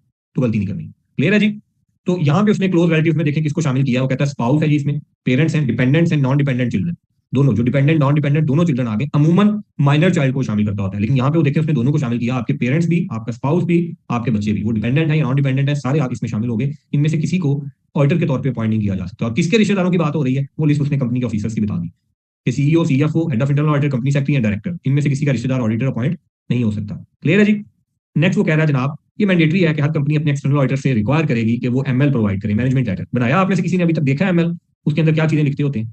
एनीवन? एक्सटर्नल ऑडिट में आप लोग काम कर रहे होंगे, जो पॉइंट आप हाईलाइट कर रहे होते हैं ऑडिट के दौरान, जो छोटे मोटे पॉइंट्स भी हैं, वो कहते हैं एमएल में डालो। एमएल के पॉइंट्स बनाने होते हैं। कई दफा तो ऑडिट टीम का मकसद ये होता है यार एमएल में पॉइंट्स कम है, तो मैनेजमेंट लेटर के पॉइंट्स पूरे करें। तो within 45 days of the date of audit report ML external auditors की तरफ से बोर्ड के पास पहुंच जाएगा। उसमें अपना वो बताएंगे चीजें हाईलाइट करके कि क्या क्या इन्होंने नोट किया है। क्लियर है जी। फिर वो कहते हैं अगर कोई मैटर ऐसा आया जो बड़ा सिग्निफिकेंट है एक्सटर्नल ऑडिटर की नजर में, तो वो कम्युनिकेट किया जाएगा बोर्ड को फाइनेंशियल स्टेटमेंट्स अप्रूव होने से पहले कि आपके नॉलेज में ये चीज होनी चाहिए। और अमूमन ऑडिटर जब अपनी रिपोर्ट लिखता है तो एक लेटर लिखता होता है, लेटर टू बीओडी, जिसके अंदर मोटी मोटी चीजें लिखी जाती हैं कि कंपनी ने पूरे साल में ये किया। बीओडी फिर उसको उस लेटर को पढ़ के साइन करता है अकाउंट्स को, फिर ऑडिटर के पास वापस जाते हैं, फिर ऑडिटर अपना ऑडिट रिपोर्ट को साइन करता है। उससे पहले ऑडिट रिपोर्ट सिर्फ इनिशियल होती है। अच्छा जी, अब आते हैं रोटेशन ऑफ ऑडिटर के ऊपर। ये भी बात हमें जेनेरिक तो पता होती है क्योंकि हम फील्ड में बैठे हैं, हमें पता है ऑडिटर रोटेट होते हैं या एंगेजमेंट पार्टनर रोटेट होता है। अब आज हमें पता चल गया चीज उसने लिखी कहाँ पे। तो सीसीजी के अंदर वो आगे हमें बता रहा है रोटेशन ऑफ ऑडिटर के बारे में। वो कहता है मैंडेटरी है कि जो लिस्टेड कंपनीज है ना फाइनेंशियल सेक्टर के अंदर, वो अपना एक्सटर्नल ऑडिटर चेंज करेंगी हर 5 साल बाद। 5 साल से ज्यादा इनका जो ऑडिटर है वो सेम नहीं रह सकता, इनको अपना ऑडिटर चेंज करना पड़ेगा। अगली बात वो कहता है जो इंटर रिलेटेड कंपनीज या इंस्टीट्यूशन होते हैं जो फाइनेंशियल सर्विसेज दे रहे हैं, वो इंश्योर करेंगे कि सेम फर्म ऑफ ऑडिटर हो जिनको अपॉइंट करे। अब अनफॉर्चुनेटली उन्होंने इंटर रिलेटेड कंपनीज या इंस्टीट्यूशन को डिफाइन नहीं किया। जहां पे चीज डिफाइन ना करें, हमारे लिए वो खुशकिस्मती भी होती है कि वो जजमेंटल बेसिस पे हमसे यहाँ पे क्वेश्चन नहीं पूछता है। लॉ में अमूमन स्पेसिफिक चीजों के ऊपर वो आके क्वेश्चन पूछता होता है, जजमेंटल चीजों पे नहीं जाता। तो इंटर रिलेटेड कंपनीज को उसने एक्सप्लेन नहीं किया यहाँ पे कहीं, तो यहाँ पे हमें परेशानी वाली बात नहीं है कि क्या मतलब होगा जी इसका। फाइनेंशियल सेक्टर को उसने एक्सप्लेन कर दिया कि ये जो मैं बात की है ऑडिटर को चेंज करने की, यहाँ पे इस फाइनेंशियल सेक्टर का मतलब क्या है। वो कहता है फाइनेंशियल सेक्टर का मतलब है जी banks, NBFCs, non banking finance companies, इंशाल्लाह बड़ी डिटेल में हमने पढ़ना है अपने सिलेबस के अंदर। मुदारबाज कवर होते हैं, पहले सिलेबस में थे अब नहीं है। इंश्योरेंस और तकाफुल इंश्योरेंस कंपनीज, इंश्योरेंस भी इंशाल्लाह बड़ी अपना रीजनेबल हद तक हम कवर करेंगे अपने सिलेबस में। ये सर्विसेज जो कंपनीज दे रही हैं उनको हम कहते हैं जी फाइनेंशियल सेक्टर कंपनीज। अच्छा, एक तो फाइनेंशियल सेक्टर कंपनी की बात होगी। उसने कहा फाइनेंशियल सेक्टर कंपनी 5 साल में अपना ऑडिटर चेंज करेगी, यानी कि एक ऑडिटर 5 साल से ज्यादा के लिए ऑडिट नहीं कर सकता। जो other than financial sector companies है उस केस में क्या होगा, उन्होंने वो कहता है कम अज कम इन्होंने अपना इंगेजमेंट पार्टनर चेंज करना है हर 5 साल बाद। तो लिस्टेड कंपनी के जो फाइनेंशियल साइन करने होते हैं, वो एक जो पार्टनर है वो 5 साल तक साइन करता है, उसके बाद पार्टनर रोटेट करना, तो फर्म सेम रहती है लेकिन पार्टनर रोटेट हो जाता है जी। उमर, अगर हम इसको एक्सप्लेन करने की कोशिश करें तो इंटर रिलेटेड कंपनीज का मतलब सब्सिडरीज, अब इसमें एसोसिएट लेना है या नहीं लेना हमें इसका आइडिया नहीं है कि लेना चाहिए या नहीं लेना चाहिए। तो इसलिए मैंने यहाँ पे कहा कि उसने डिफाइन नहीं किया तो हम नहीं जाते। लेकिन अगर मैं इसको डिफाइन करने बैठूं तो जैसे आपने कहा इंटर रिलेटेड कंपनीज का मतलब एसोसिएटेड एंड सब्सिडरीज, और वो जो फाइनेंशियल सर्विसेज दे रही है वो सब्सिडरीज या वो एसोसिएट शामिल नहीं करनी जो फाइनेंशियल सर्विसेज नहीं दे रही है। तो जो लिस्टेड कंपनीज है अदर देन फाइनेंशियल सेक्टर, उनके लिए एंगेजमेंट पार्टनर रोटेट करना जरूरी है। 5 साल बाद पार्टनर चेंज हो जाएगा। और अगर इनका ऑडिट को ऐसी फर्म कर लिया जो सोल प्रोप्राइटरशिप है, पार्टनरशिप नहीं है, उसका एक ही पार्टनर है, तो फिर इनको मजबूरन 5 साल बाद अपना ऑडिटर चेंज करना पड़ेगा क्योंकि पार्टनर कोई और नहीं है। पार्टनर 5 साल से ज्यादा साइन नहीं कर सकता जी। मोहसिन, यहाँ पे उसने कहा कि मैंडेटरी है कि लिस्टेड कंपनीज जो फाइनेंशियल सेक्टर में है वो अपना एक्सटर्नल ऑडिटर चेंज करेंगी हर 5 साल बाद, एवरी 5 ईयर्स। 5 साल से ज्यादा इनका कोई बंदा ऑडिटर नहीं रह सकता। तो यहाँ पे फिर रोटेशन में चल रही होती है, एक ऑडिटर को अपॉइंट करते हैं, ये वो 5 साल कंपनी को ऑडिट करता है, फिर ये ऑडिटर चेंज कर लेते हैं, अगले 5 साल कोई डिफरेंट ऑडिटर करता है, फिर पहले के पास जा सकते हैं वापस। तो हर 5 साल का साइकिल चल रहा होता है। ये मैक्सिमम लिमिट उन्होंने बताई है आपको कि 5 साल से ऊपर एक ही ऑडिटर ऑडिट नहीं करेगा फाइनेंशियल सेक्टर के लिए। उससे पहले आप चेंज करना चाहते हैं जी बिस्मिल्लाह कर लें, कोई मसला नहीं। ये नहीं है कि 5 साल आपका एक ही रहेगा। क्लियर है जी। तो फाइनेंशियल सेक्टर में ऑडिटर चेंज करना है और other than financial sector listed companies जो है उस केस में एंगेजमेंट पार्टनर आपने रोटेट करना होता है जी। तो नेक्स्ट है जनाब, एंड पे हमारे रिपोर्टिंग एंड डिस्क्लोजर की बात कर रहा है। तो डायरेक्टर रिपोर्ट की बात आई। वो कहते हैं जो क्वार्टरली फाइनेंशियल स्टेटमेंट्स हैं कंपनी के, ये पब्लिश किए जाएंगे और सर्कुलेट किया जाएगा। इसके साथ डायरेक्टर रिव्यू रिपोर्ट एक होगी कंपनी के अफेयर्स के ऊपर। और ये डायरेक्टर्स जो रिपोर्ट है इसके अंदर कौन कौन क्या क्या चीजें शामिल होगी आपने बताना है। टोटल नंबर ऑफ डायरेक्टर्स कौन है, मेल फीमेल कितने हैं उसमें, बोर्ड की कंपोजिशन के बारे में बताना है कि हमारी सॉरी कमेटीज की कंपोजिशन के बारे में कि ये कमेटीज हैं उसके ये मेंबर्स हैं। कमेटीज के जो लोग हैं उनके नाम भी आप बताएंगे। Remuneration policy non executive directors के लिए आपकी क्या है, जो मीटिंग अटेंड करने के पैसे आप उनको देते हैं इंडिपेंडेंट और नॉन एग्जीक्यूटिव को जो बोर्ड की, वो आप एक्सप्लेन करेंगे इस अपनी डायरेक्टर्स रिपोर्ट में। और कंपनी की एनुअल रिपोर्ट जब जाती है तो उसमें एक एग्रीगेट अमाउंट आप देते हैं रेम्यूनरेशन की एग्जीक्यूटिव और नॉन एग्जीक्यूटिव डायरेक्टर्स को अलग से, जिसमें फी भी शामिल है, अदर पर्क्स को दे रहे हैं, बेनिफिट्स को, परफॉर्मेंस लिंक्ड इंसेंटिव्स आपने उनको दिए हैं। ये सारी चीजें आपने पूरी एनुअल रिपोर्ट के अंदर देनी होती है। डिस्क्लोजर आप बना रहे होते हैं जिसके अंदर आप डायरेक्टर्स, चीफ एग्जीक्यूटिव, एग्जीक्यूटिव और नॉन एग्जीक्यूटिव डायरेक्टर सारी डिटेल दे रहे होते हैं। फिर जनाब सिग्निफिकेंट पॉलिसीज कंपनी अपनी वेबसाइट के ऊपर करेगी, कंपनी पोस्ट कर सकती है, कंपनी की मर्जी है ना भी करे, कोई मसला नहीं है। उसके अंदर उसने बताया कौन कौन सी चीजें, communication and disclosure policy, code of conduct है बीओडी के लिए, रिस्क मैनेजमेंट पॉलिसी क्या है, internal control policy, whistle blowing policy, इस तरह की चीजें जरूरी नहीं है। कुछ कंपनीज को आपको नजर आएंगी, कुछ की आपको नजर नहीं आएगी। बोर्ड की कमेटीज की जो टर्म्स हैं उसके बारे में कुछ डिटेल वो कहते हैं आपने वेबसाइट पे देने हैं। डायरेक्टर्स रेम्यूनरेशन पॉलिसी के बारे में भी आपने अपनी वेबसाइट पे जो पॉलिसी है वो बता देनी है। आखिरी और इंपॉर्टेंट बात, और दोबारा से देखें उसमें आके मैंडेटरी की उसने बात की है, कंप्लायंस स्टेटमेंट, जिसको हम कहते होते हैं स्टेटमेंट ऑफ कंप्लायंस। सीसीजी के अंडर एक स्टेटमेंट ऑफ कंप्लायंस भी बनती है। हम जब छोटे होते थे तो हमें डबल एंट्री से सिलसिला शुरू करवाया गया और फाइनल अकाउंट से बनाए हमने, देखा बैलेंस शीट पीएनएल होता है, फिर उन्होंने बताया कैश फ्लो भी होती है, और फिर बताया statement of changes in equity भी होती है, जो प्रैक्टिकली बनानी सबसे आसान है, एग्जाम में हमें समझते हुए सबसे मुश्किल लग रही होती है कि ये statement of changes in equity क्या चीज है। जब हमने ये सेट पढ़ लिया तो फिर हमें पता चला कुछ नोट्स भी इसका पार्ट होते हैं फाइनेंशियल स्टेटमेंट्स का। देखिए साइज बढ़ता जा रहा है। जब ये भी हमने चीजें सीख ली, ऑडिट में आए, पता चला हमें ऑडिट भी करवाना जरूरी है। कंपनी के ऑडिटर्स आके ऑडिट करते हैं, उसके ऊपर अपनी रिपोर्ट देते हैं। अब फाइनेंशियल स्टेटमेंट्स के साथ ऑडिटर की रिपोर्ट भी लग गई। फिर उन्होंने एक डायरेक्टर्स रिपोर्ट के बारे में बताया कि डायरेक्टर्स की रिपोर्ट भी लगेगी, हम पढ़ेंगे इंशाल्लाह कंपनी एक्ट में दोबारा से, आपने वैसे पढ़ा है उसको कैश लेवल पे। ये दूसरी रिपोर्ट भी फाइनेंशियल के साथ लगेगी। जब हम सीसीजी पढ़ने आए तो पता चला एक लिस्टेड कंपनी के केस में एक अलग से स्टेटमेंट भी बनती है और उसको कहते हैं स्टेटमेंट ऑफ कंप्लायंस। इस स्टेटमेंट ऑफ कंप्लायंस के अंदर आपने बताना क्या है, वो कहते हैं मैंडेटरी है कि कंपनी पब्लिश करेगी और सर्कुलेट करेगी एक स्टेटमेंट। उसका फॉर्मेट वो कहता है नेक्स्ट ए में, मैंने आपको बताया है। और बताना क्या है उसमें, उसमें आपने आपने बताना है कि status of their compliance with the requirements of these regulations. आपने बकायदा इस स्टेटमेंट ऑफ कंप्लायंस के अंदर बताना ही सिर्फ ये होता है कि आपने इन रेगुलेशंस की, जो कोड ऑफ कॉर्पोरेट गवर्नेंस की रेगुलेशंस है, उनकी कितनी कंप्लायंस की है, और अगर नहीं की तो उसका एक्सप्लेनेशन क्या है। जैसे हमने उस दिन पढ़ा था कि आप जो डेसिमल में जा रहा है, राउंड अप करना है या राउंड डाउन करना है, उसका एक्सप्लेनेशन आपको देना पड़ेगा। वो कहाँ पे एक्सप्लेनेशन देना था, वो इसी स्टेटमेंट ऑफ कंप्लायंस में एक्सप्लेन करना था। तो ये स्टेटमेंट ऑफ कंप्लायंस भी बनाई जाएगी ऑडिटर्स की तरफ, अपना डायरेक्टर्स की तरफ से। फिर ये स्टेटमेंट ऑफ कंप्लायंस बना के सिर्फ आपने दे नहीं देना, आपकी बात को कहते हैं मेरे को एतमाद नहीं है। वो कहते हैं जनाब ये जो स्टेटमेंट ऑफ कंप्लायंस है ना, इसका एक रिव्यू भी करवाएं और सर्टिफाई करवाएं बाय स्टैट्यूटरी ऑडिटर। अब ऑडिटर जो फाइनेंशियल स्टेटमेंट्स के ऊपर रिव्यू अपना ऑडिट रिपोर्ट दे रहा होता है, वो इस स्टेटमेंट ऑफ कंप्लायंस के ऊपर अलग से अपनी रिव्यू रिपोर्ट देता होता है कि डायरेक्टर्स ने इसके अंदर ये जो बातें लिखी हैं ठीक लिखी हैं। अगर ठीक नहीं लिखी तो वो बताएगा कि कौन सी बातें जो उन्होंने ठीक नहीं लिखी हैं। अगर कोई नॉन कंप्लायंस इन रेगुलेशंस की है तो ये जो ऑडिटर है ये अपनी रिव्यू रिपोर्ट के अंदर एक्सप्लेन करेंगे। फॉलो कर रहे हैं बात, इकट्ठी होती जा रही है ये चीजें। लिस्टेड कंपनी के केस में आपको रिक्वायरमेंट्स पता चलती जा रही है कि देखें कितनी एडिशनल रिक्वायरमेंट्स आती जा रही है, ये बाकी नॉर्मल कंपनीज के केस में नहीं होती। तो एक स्टेटमेंट ऑफ कंप्लायंस बनाई जाएगी और इस स्टेटमेंट ऑफ कंप्लायंस का अलग से आप रिव्यू करवाएंगे ऑडिटर से, और ऑडिटर इसके ऊपर एक अलग से अपनी रिव्यू रिपोर्ट देगा जिसके अंदर वो बताएगा अगर कोई नॉन कंप्लायंस इस कंपनी ने की है। तो ये जनाब आपकी कोड ऑफ कॉर्पोरेट गवर्नेंस की रेगुलेशंस हैं।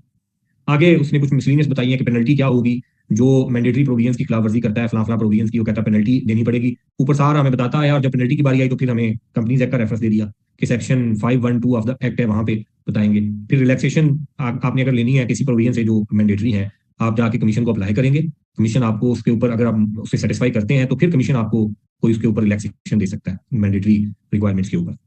फिर जनाब जो लोग पहली दफा लॉ देख रहे हैं, जब भी लॉ पहली दफा जब आता है तो ऑब्वियसली किसी लॉ को रिप्लेस नहीं कर रहा होता, लेकिन अगर वो रिवाइज हो या दूसरी दफा इशू हो रहा हो तो उससे पहले जितने लॉ होते हैं जो इस लॉ के आने पे खत्म हो रहे होते हैं उसके बारे में एंड पे बताते हैं। जैसे रेगुलेशन 39 में उसने बताया है कि रिपील एंड सेविंग, वो कहता है जनाब listed companies code of corporate governance की जो रेगुलेशंस हैं 2017 की, वो रिपील्ड है। रिपील का मतलब कि वो आज से खत्म हो गई हैं, उसकी जगह पे ये 2019 की रेगुलेशन आइंदा से एप्लीकेबल होंगी। अब यहाँ पे एक और मजे की बात, लॉ चेंज हो गया, नई प्रोविजन उसकी जगह पे आ गई, उसका मतलब ये नहीं है कि आप जो पहले वाला लॉ एप्लीकेबल था उसकी खिलाफवर्जी करते रहे और अब आपकी जान छूट गई है, नहीं। अगर कोई नॉन कंप्लायंस हाईलाइट हो गई तो देखा जाएगा उस पॉइंट ऑफ टाइम पे कौन सा लॉ एप्लीकेबल था, क्या उसको फॉलो कर रहे थे। और आपको पता है अगर कोई केस चल रहा हो तो यहाँ पे साल चलता है, तो उस पॉइंट ऑफ टाइम पे ये चीजें देखी जाती हैं कि उस टाइम पे लॉ क्या कह रहा था। लॉ अगर अब चेंज हो गया है तो इसमें रेट्रोस्पेक्टिव चेंज नहीं होना है, प्रोस्पेक्टिव चेंज आएगा। अब तक जो था वो पहले वाला लॉ था, अब नया आ गया, 2019 की रेगुलेशन आ गई है, तो ये अप्लाई होंगी। तो आने वाले कुछ अर्से में आप देखेंगे 6 महीने साल के अंदर ये जो रेगुलेशन है सीसीजी की कोड ऑफ कॉर्पोरेट गवर्नेंस की 19 की, ये भी चेंज होंगी। कोई थोड़ा बहुत चेंज आके इसमें अपडेट करेंगे इसको भी। तो उससे पहले पहले आप पढ़ लिया, आपने इससे जांच डालें, पेपर पास कर लें, ताकि कोई नई आने वाली चीज हमें इसमें ना पढ़नी पड़े। जी यहाँ तक कोई परेशानी, कोई क्वेश्चन हो तो हम वो डिस्कस कर लें, कोई चीज जो ना समझ आई हो। जी जी मसूद साहब, दिसंबर में देना है, तब तक कुछ चेंज थोड़ी फौरी तौर पे हमारे सामने पड़ा हुआ है। चेंज होंगी। ये 17 वाली भी जब खत्म हुई थी, 19 वाली आई थी, सेम रही थी, कुछ प्रोविजन उसमें चेंज होती है, बंदा पढ़ लेता होता है।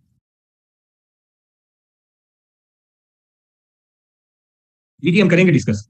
उसके लिए जो क्वेश्चन इस तरह के आते हैं ना एग्जाम लेवल पे, जो फौरी तौर पे पूछे होते हैं, उसके लिए हमें थोड़ा सा टाइम लगेगा, एक दो लेक्चर हमें और लगेंगे, ताकि कुछ थोड़ी सी बेस अच्छी बन जाए, फिर वहां पे हम पहुंचे। मैं हमेशा ये कहता होता हूँ, नहीं, एनेक्जर ए साथ हमारा एक्सक्लूडेड है। मैंने उससे पहले दिन आपको बताया था, एनेक्जर्स जो है वो एक्सक्लूडेड है, जब तक आई कैप आपको बता ना दे, आपके सिलेबस में शामिल ना करे, तो एक्सक्लूडेड है। आपको जरूरत नहीं है उसको पढ़ने की, अगर उसने बुक में शामिल भी किया है। तो प्रैक्टिस की मैं बात कर रहा था। कुछ प्रैक्टिस होती है, जो आप कुछ टॉपिक ऐसे होंगे जिसमें आप जाएंगे और डायरेक्ट पास पेपर के क्वेश्चन देख लेंगे, क्यों? क्योंकि वहां पे लेवल उसका इतना हाई नहीं होता है। आप देखते हैं किसी लिमिटेड लेवल पर टेस्ट करता है, हम देखते ही पास पेपर का क्वेश्चन और सॉल्व कर लेते हैं। कुछ टॉपिक होते हैं जिसमें स्टेप वाइज चलना होता है, कि पहले मैं क्लास प्रैक्टिस करवाऊंगा, फिर हम टेस्ट में कुछ जाएंगे, कुछ चीजें देखेंगे, फिर तीसरे लेवल पे जाके हम ICAP के एग्जाम के जो क्वेश्चन है वो देख रहे होते हैं। तो CCG मस्ट बी टॉपिक है, हर अटेम्प्ट में इसमें से क्वेश्चन आ रहा है, हर अटेम्प्ट में इसका क्वेश्चन आपको मिलेगा। उसमें से कुछ एक दो क्वेश्चन हम डिस्कस करेंगे अपनी क्लास के अंदर। तो उससे पहले मेरे पास कुछ क्लास प्रैक्टिस टाइप क्वेश्चन है, अगर आप वो कहते हैं तो अगले 5 7 10 मिनट आप वो क्वेश्चन देख लें, आपको थोड़ा सा आइडिया हो कि किस तरीके की वो टेस्टिंग कर सकता है, और क्या आपने जो पढ़ा है अभी तक, या सिर्फ क्लास की बुनियाद पे आप किस हद तक उसको जज कर पा रहे हैं कि क्या चीज वो पूछ रहा है। तो जी, मैं ग्रुप में भी शेयर कर देता हूँ, और यहाँ पे भी आप मीनवाइल देख लें कि वो आपके कितने क्वेश्चन है, सिनेरियो। 10 मिनट का हमने ब्रेक भी लेना है, उस ब्रेक के दौरान जो लोग आप में से वो देखना चाहते हैं वो देख लें। मैं ग्रुप में भी शेयर कर देता हूँ, और यहाँ पे भी आपकी स्क्रीन पे भी शेयर कर देता हूँ। तो 10 मिनट बाद हम दोबारा क्लास स्टार्ट करते हैं जी।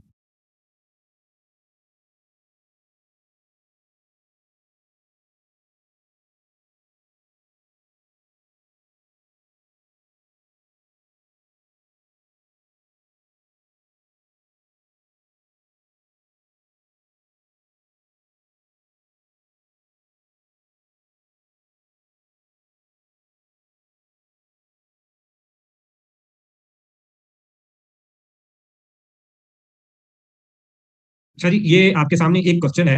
अभी सिर्फ इसी एक क्वेश्चन को देखें, और देखें कि कौन सा एरिया आपसे टेस्ट किया गया है। उसके बाद अगला क्वेश्चन हम देखते हैं, वो काफी लंबा क्वेश्चन है, उसमें डिफरेंट पार्ट्स हैं, तो उसको इसे अलग देखें। अभी ये क्वेश्चन 1 देख लें आप, फिर डिस्कस करते हैं इसको।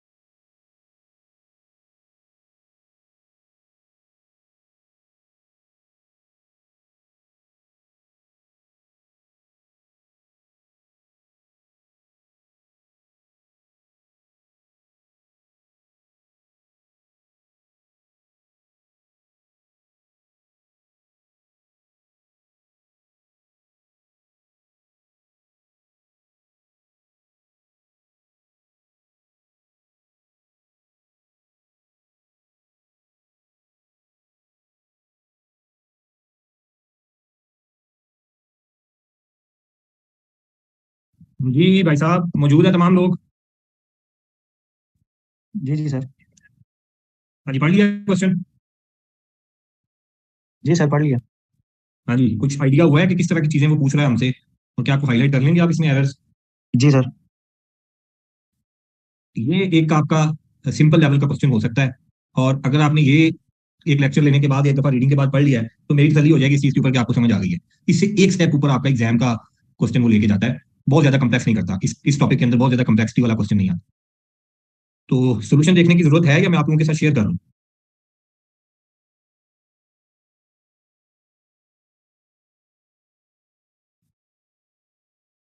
अच्छा, मुझे आपके वो आइडिया नहीं हुआ। जी, मैं आपके साथ ग्रुप में शेयर कर लेता हूँ, तो आप देख लीजिएगा कि सोल्यूशन में क्या बता रहा है। वैसे ये आसान क्वेश्चन है, कुछ मसला नहीं है इसमें। क्वेश्चन टू ये आपके सामने है, बड़ा डिटेल्ड क्वेश्चन है, इसके डिफरेंट पार्ट्स हैं। मेरा ख्याल है कि 7 या 8 इसके डिफरेंट पार्ट्स हैं, आगे मार्क्स भी लिखे हुए हैं कि डिफरेंट छोटे छोटे पॉइंट्स आपसे टेस्ट कर रहे हैं। तो इसका भी सोल्यूशन और क्वेश्चन आपके साथ मैं शेयर कर लूंगा। अब आपने करना क्या है, एक तो स्टेप ये है, पहले दिन से ही मैं आपको बताऊं कि आपकी आदत क्या होनी चाहिए। एक तो जैसे अभी आपने बताया कि सर इसमें चीजें हाईलाइट हो गई हैं, बड़ी अच्छी चीज है, ये आपका नॉलेज टेस्ट हो गया। नॉलेज बहुत सारे लोगों के पास होता है, और बड़ा कमाल का नॉलेज होता है। बेसिकली पेपर पास करने के लिए नॉलेज के साथ साथ उस नॉलेज को आपने एग्जीक्यूट कैसे करना है, और तीसरे स्टेप में आके execution under that exam pressure with in that limited time of 3 hours and 15 minutes। ये सारी चीजें जब इकट्ठी होती हैं और उसमें जो बंदा अच्छा परफॉर्म कर लेता है वो फिर पास होकर निकलता है। तो पहली चीज नॉलेज है, आपने कहा सर हाईलाइट होगी चीजें, आपका नॉलेज इसका मतलब है ठीक है, थोड़ा सा पॉलिश होगा, बेहतर हो जाएगा, 100% चले जाएंगे। फिर इस नॉलेज को आप डिलीवर कैसे कर रहे हैं, आप एग्जामिनर को आप बता रहे हैं, और उस डिलीवरी के लिए आपने चीजें लिखनी है। ठीक है जी। ये फर्क ऐसे होता है कि एक एक क्रिकेटर है, वो ग्राउंड में जाके खेलता है, नेट प्रैक्टिस करता है, फिर खेलता है, जाके परफॉर्म करता है। और एक हमारे जैसा क्रिकेटर है, वो लैपटॉप में भी उसने गेम की हो, और वो यहाँ पे उसमें वो खेल रहा हो और बड़े छक्के मार रहा हो और वो डेली की सेंचुरी कर रहा हो। ये फर्क होता है। इसको पता है कि मैंने कैसे शॉट्स एग्जीक्यूट करनी है, लेकिन प्रैक्टिकली उतरा नहीं है ग्राउंड के अंदर। वो ग्राउंड में कैसे उतरेंगे, आपने इन क्वेश्चन को पढ़ना है, देखना है क्या जज कर रहे हैं वो आपसे, क्या टेस्ट टेस्ट कर रहा है, लिखें और उसको देखें, और उसके बाद फिर लिखें। जब लिख लेंगे फिर सोल्यूशन के साथ आपने देखना है कि क्या आपकी राइटिंग ठीक है। पहली दफा पहले दिन जब चलेंगे मसला होगा, लिखने में गलतियां भी होंगी, लेकिन इसी तरह फिर आहिस्ता आहिस्ता चीजें बेहतर होती जाएंगी। तो मैं सजेस्ट करता हूँ, लॉ का कोई भी क्वेश्चन आपके सामने आए, लिखे बगैर नहीं आपने उसको जाने देना, बैठ के लिखना है उसको। क्लियर है जी? अगर इसको आप फॉलो कर लेते हैं तो आपके पास होने के जो चांसेस है 90% इंक्रीज हो जाएंगे। अभी तक मैंने फेलियर की जो वजह देखी है स्टूडेंट्स में, वो प्रैक्टिस की कमी है, 40+ पे जाके अमूमन रह जाते हैं, लिख नहीं पा रहे होते वहां पे, टाइम की शॉर्टेज असर हो नहीं सका। तो ये प्रैक्टिस आपने करनी है जी। अच्छा जी, ऑनलाइन हो रहा है नेक्स्ट अटेम्प्ट से? आई एम नॉट श्योर, माजरत के साथ। अगर अगली अटेम्प्ट से हो रहा है, क्योंकि मेरे ख्याल में 23 विंटर 23 के साथ शायद अभी आपका एमएसए है जो हो रहा है। तो जो विंटर वाले हैं, दिसंबर वाले, वो लिख के प्रैक्टिस करें ऑब्वियसली वर्ड के ऊपर, और जो अभी जून वाले हैं वो हाथ से लिख के प्रैक्टिस करें।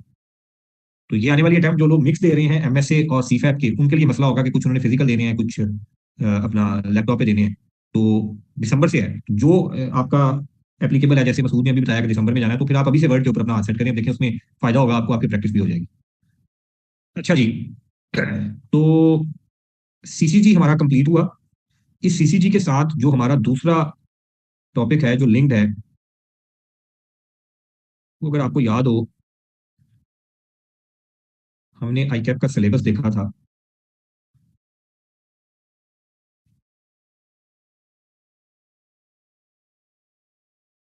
अच्छा जी, लास्ट पीरियड में हम गए थे, यहाँ हमने पढ़ा था कि listed companies code of corporate governance की रेगुलेशंस हैं, और इसी के अंदर वो देखिए उसने साथ ही बताया था public sector companies corporate governance के रूल्स भी हैं 2013 के।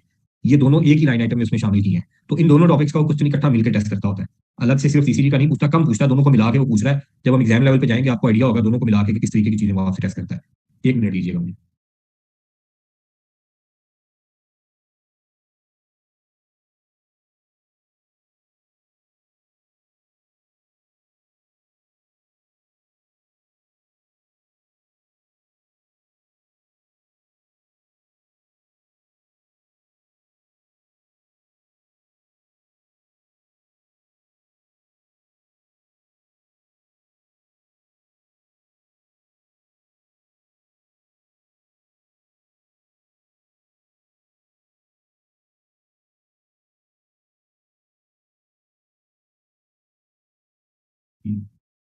अच्छा जी, तो दूसरी जो लाइन आइटम हमने देखी है उसमें बताया है कि companies, sorry, public sector companies के कॉर्पोरेट गवर्नेंस के रूल्स हैं 2013 के।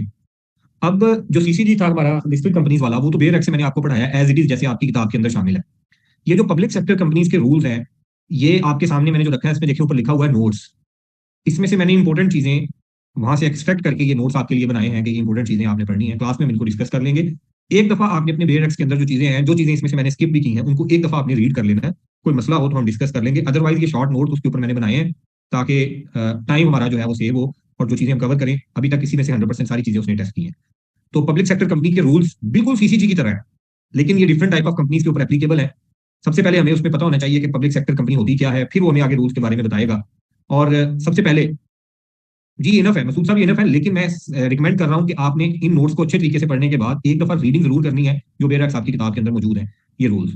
तो जो एक्स्ट्रा चीज आपको सामने नजर आएगी उसको एक दफा हाईलाइट कर लेना है, क्योंकि ये नोट्स आप एग्जाम में अपने साथ नहीं लेके जा सकते, वहां पे वो बुक जानी है। तो उसको एक दफा आपने रीड करके अंडरलाइन हाईलाइट कर लेना।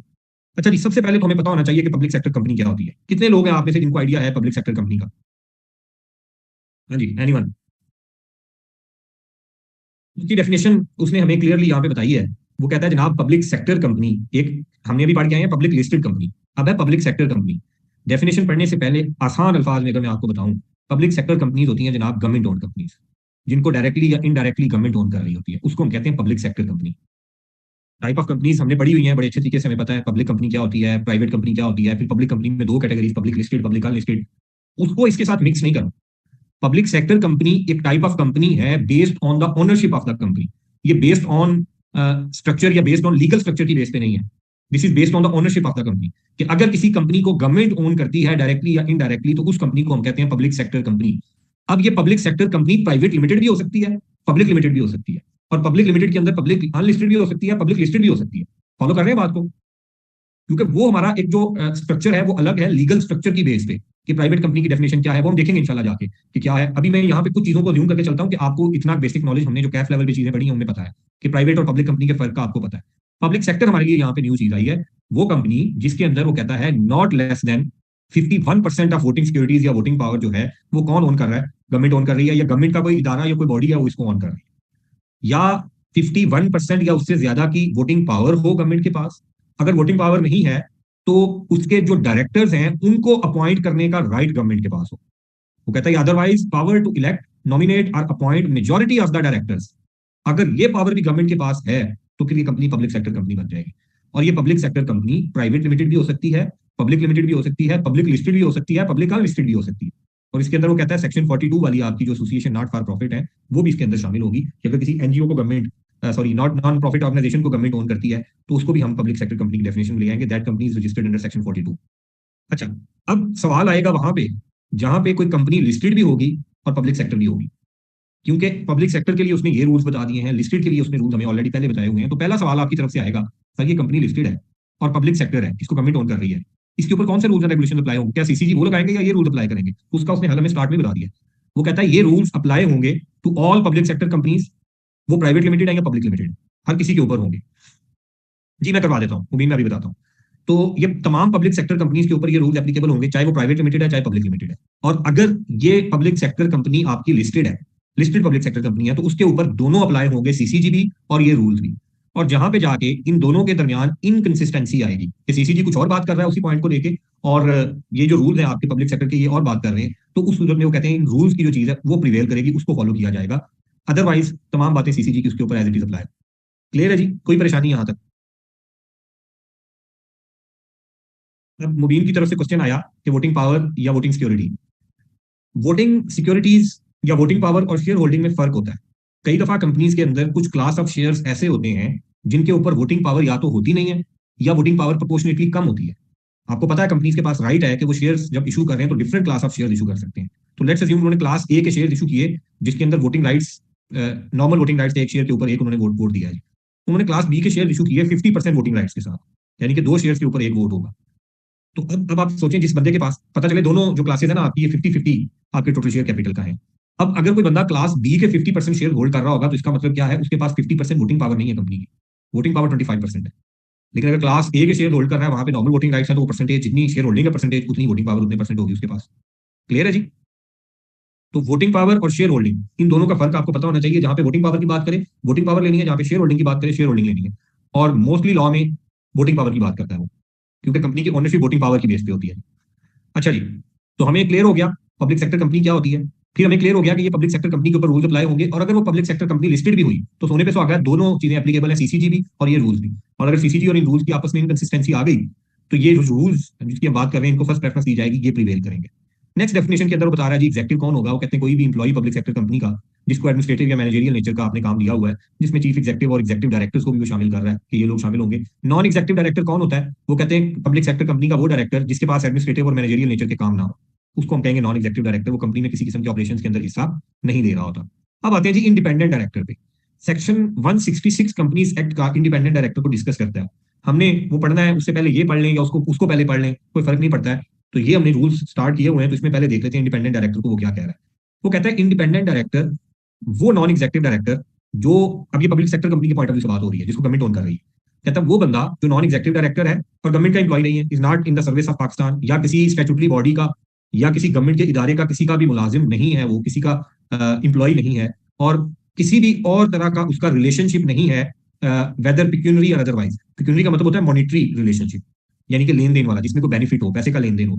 तो पिक्यूनरी या अदरवाइज किसी भी किस्म का रिलेशनशिप नहीं है उसका पब्लिक सेक्टर कंपनी के साथ, इसकी एसोसिएटेड कंपनीज के साथ, सब्सिडरीज के साथ, होल्डिंग कंपनी के साथ, या डायरेक्टर के साथ। कि इस कंपनी के साथ या कंपनी के इन तमाम लिंक वाले जो लोग उसने बताए हैं, इनमें से किसी के साथ उसका किसी किस्म का कोई रिलेशनशिप ना हो। ये कोई ऐसा फरिश्ता आपने पकड़ के लाना है जो हमारी कंपनी के साथ जिसका दूर दूर तक कोई ताल्लुक ना हो, ये फैमिली के बाहर से रिश्ता आएगा। तो वो कहते हैं जनाब ये तो थी जेनेरिक बात मैंने बताई आपको कि आपका इंडिपेंडेंट डायरेक्टर कौन हो सकता है। अब वो स्पेसिफिक की तरफ आया। वो कहता है कौन सा डायरेक्टर है जिसको हम इंडिपेंडेंट नहीं समझेंगे। वो कहता है director shall not be considered independent अगर इनमें से कोई एक या एक से ज्यादा सर्कमस्टांसेस एग्जिस्ट करते हुए। कौन से है? वो कहते हैं अगर वो कंपनी का इंप्लॉय रह चुका है। अब ये कंपनी स्पेसिफिक होकर बात हो रही है इंडिपेंडेंस की कि इस कंपनी के लिए वो इंडिपेंडेंट है या नहीं है। तो कहते हैं if he has been an employee of the public sector company या इसकी सब्सिडरी या holding company during the last 2 years, वो कंपनी का भी इंप्लॉय है या पिछले 2 सालों में इंप्लॉय रह चुका है या कंपनी की किसी सब्सिडरी या होल्डिंग का इंप्लॉय रह चुका है, तो कंपनी के लिए ये इंडिपेंडेंट नहीं होगा, ये रिश्तेदार है आपका। वो फिर वो कहता है जनाब अगर पिछले 2 सालों में ड्यूरिंग द लास्ट 2 years, अगर पिछले 2 सालों में उसका कोई मटेरियल बिजनेस रिलेशनशिप रहा है कंपनी के साथ डायरेक्टली या इनडायरेक्टली, या वो किसी ऐसी बॉडी कॉर्पोरेट का या किसी कंपनी का डायरेक्टर है जिसका रिलेशनशिप है पब्लिक सेक्टर कंपनी के साथ, यानी कि इसको हम कहेंगे इनडायरेक्ट मटेरियल बिजनेस रिलेशनशिप है कंपनी के साथ, तो हम कहेंगे जनाब ये कंपनी के लिए इंडिपेंडेंट नहीं रहा है। अब इसकी भी रिश्तेदारी कंपनी के साथ निकल आई है, ये इंडिपेंडेंट नहीं है कंपनी के लिए। और यहाँ पे अगेन मटेरियल बिजनेस रिलेशनशिप को उसने एक्सप्लेन नहीं किया। जब नहीं किया है तो हमारे लिए आसानी हो गई है कि इस चीज को लेके वो हमसे जजमेंट की तरफ नहीं जाएगा, और जजमेंट की तरफ जब जाता है तो फिर कई रास्ते निकल आते होते हैं। ये बंदे पे डिपेंड करता होता है वो क्या जजमेंट है उसकी और किस तरफ लेके जाता है केस को। थर्ड वो कहता है जनाब अगर उसने रेम्यूनरेशन रिसीव किया कंपनी से in the 2 years preceding his appointment as a director, अब आप उसको डायरेक्टर के तौर पे अपॉइंट करना चाहते हैं, तो इससे पिछले 2 सालों में अगर उसने कंपनी से किसी किस्म की कोई रेम्यूनरेशन ली है तो ये कंपनी के लिए इंडिपेंडेंट नहीं होगा। अब आप इसको इंडिपेंडेंट अपॉइंट कर ले डायरेक्टर, लेकिन इंडिपेंडेंट डायरेक्टर नहीं है, आप ये नहीं कह सकते ये इंडिपेंडेंट है। या उसने कोई एडिशनल रेम्यूनरेशन लिया, वो डायरेक्टर था कंपनी का और एडिशनल रेम्यूनरेशन लिया उसने, हाँ एक्सक्लूड किसको किया, वो कहता है एक्सक्लूडिंग रिटायरमेंट बेनिफिट्स। अब कंपनीज में होता है ना, ये सरकारी इदारों से जो लोग रिटायर होते हैं उनको पेंशन मिल रही होती है, तो रिटायरमेंट बेनिफिट है ये, या ग्रेजुटी मिली है ये रिटायरमेंट बेनिफिट है, वो ताला याद मिलती रहती है। 25 साल पहले रिटायर हुआ था, अभी तक पेंशन मिल रही है। तो अगर पेंशन मिल रही है उसकी वजह से इंडिपेंडेंस पे कोई फर्क नहीं पड़ेगा। लेकिन इसके अलावा अगर उसने कोई रेम्यूनरेशन लिया है या एडिशनल रेम्यूनरेशन लिया उसने, तो उसकी इंडिपेंडेंस हिट हो चुकी है, अब वो आपकी कंपनी के लिए इंडिपेंडेंट नहीं है। एक्सक्लूजन किसको दी है जी? रिटायरमेंट बेनिफिट को और डायरेक्टर्स फी को, कि अगर वो नॉन एग्जेक्टिव डायरेक्टर था आपके बोर्ड में और डायरेक्टर फी ले रहा है, डायरेक्टर फी होती है सिर्फ मीटिंग अटेंड करने के लिए जो पैसे देते हैं, वो अगर वो ले रहा है तो उसकी इंडिपेंडेंस हिट नहीं हुई है। ये जो पैराग्राफ है ना, इसको थोड़ा सा गौर से पढ़ना है, और इसको मैं दोबारा से एक्सप्लेन करूंगा जब हम सेक्शन 166 में जाएंगे, वहां पे इससे ज्यादा डिटेल में चीजें बताई हैं, इसलिए यहाँ पे मैं उसकी गहराई में इतना ज्यादा नहीं जा रहा, लेकिन एज इट इज वहां पे कॉपी पेस्ट हुआ है। तो क्या कह रहा है, अगर पिछले 2 सालों में रेम्यूनरेशन आपने लिया इंडिपेंडेंस हिट हो गई, लेकिन अगर वो रेम्यूनरेशन रिटायरमेंट बेनिफिट की मद में थी या डायरेक्टर फी थी, तो उसको हम रेम्यूनरेशन नहीं समझेंगे, उसकी वजह से इंडिपेंडेंस हिट नहीं हुई। और अगर उसने किसी कंपनी के शेयर ऑप्शन स्कीम के अंदर हिस्सा लिया है, जो लिस्टेड कंपनीज अपने शेयर ऑफर कर देती हैं अपने इंप्लॉइज को, तो भी इसकी इंडिपेंडेंस हिट हो गई, अब ये इंडिपेंडेंट नहीं रहा कंपनी के लिए। नेक्स्ट आ गया जनाब, अब आसान बात आ गई, तो वो क्लोज रिलेटिव है कंपनी के प्रमोटर्स का, डायरेक्टर या मेजर शेयर होल्डर्स का, तो भी वो इंडिपेंडेंट नहीं रहा। अब जो बात मैंने अभी की थी, लेकिन क्लोज रिलेटिव लिखा, उसके साथ ही उसने एक्सप्लेन कर दिया कि यहाँ पे रिलेटिव का मतलब क्या है। वो कहता है स्पाउस है जी, linear ascendants and descendants, brothers and sister, यानी कि सिबलिंग्स को भी उसने शामिल कर लिया यहाँ पे। तो जगह जगह पे देखेंगे जाके रिलेटिव की डेफिनेशन, एक ही दिन में हम 2 जगह पे रिलेटिव पढ़ रहे हैं, क्लोज रिलेटिव पढ़ रहे हैं, लेकिन डेफिनेशन की चेंज होगी, स्कोप चेंज हो गया। तो क्लोज रिलेटिव है अगर कंपनी के प्रमोटर, डायरेक्टर या मेजर शेयर होल्डर का, तो हम कहते हैं ये इंडिपेंडेंट नहीं है। और मेजर शेयर होल्डर हमेशा 10% पे वो आपको बताएगा। लीनियर असेंडेंट्स एंड डिसेंडेंट्स का मतलब होता है असेंडेंट्स जो आपके ऊपर वाली नस्ल है सारी, यानी कि आपके फादर, उनके फादर, उनके फादर, और डिसेंडेंट्स जो आपके नीचे वाले हैं, आपका बेटा, उसका बेटा, ये सारे आ जाते हैं। उसके लिए जो टर्म यूज होती है लीनियर असेंडेंट्स एंड डिसेंडेंट्स है। अच्छा जी, अब अगला पॉइंट वो कह रहा है, अगर वो कहते हैं होल्ड करता है क्रॉस डायरेक्टरशिप्स, या सिग्निफिकेंट लिंक्स हैं इसके with other directors through involvement in other companies और बॉडीज। अगर बाकी डायरेक्टर्स के साथ इसके सिग्निफिकेंट लिंक्स हैं या क्रॉस डायरेक्टरशिप होल्ड करता है तो इस कंपनी के लिए ये इंडिपेंडेंट नहीं रहेगा। अब ये क्रॉस डायरेक्टरशिप क्या है? Let's assume promoters of the company होते हैं जो स्टार्ट करते हैं कंपनी को, जो आइडिया जिनके जहन में आता है, जिनको हम स्पॉन्सर्स कहते होते हैं। स्टार्ट में जो कंपनी बना के उसको प्रमोट कर रहे होते हैं, बना रहे होते हैं। दूसरे लफ्जों में हम जिनको कह देते हैं सब्सक्राइबर्स टू मेमोरेंडम, लेकिन वहां पे स्पेसिफाई हो जाता है, उनका मेमोरेंडम में नाम आ रहा होता है। तो प्रमोटर्स जो लोग कंपनी को स्टार्ट कर रहे होते हैं, अल्टरनेट टर्म्स हम यूज कर रहे होते हैं, स्पॉन्सर्स और जो प्रमोटर्स हैं या आपके मेजर शेयर होल्डर जो कंपनी को बेसिकली ओन कर रहे होते हैं। क्लियर है जी?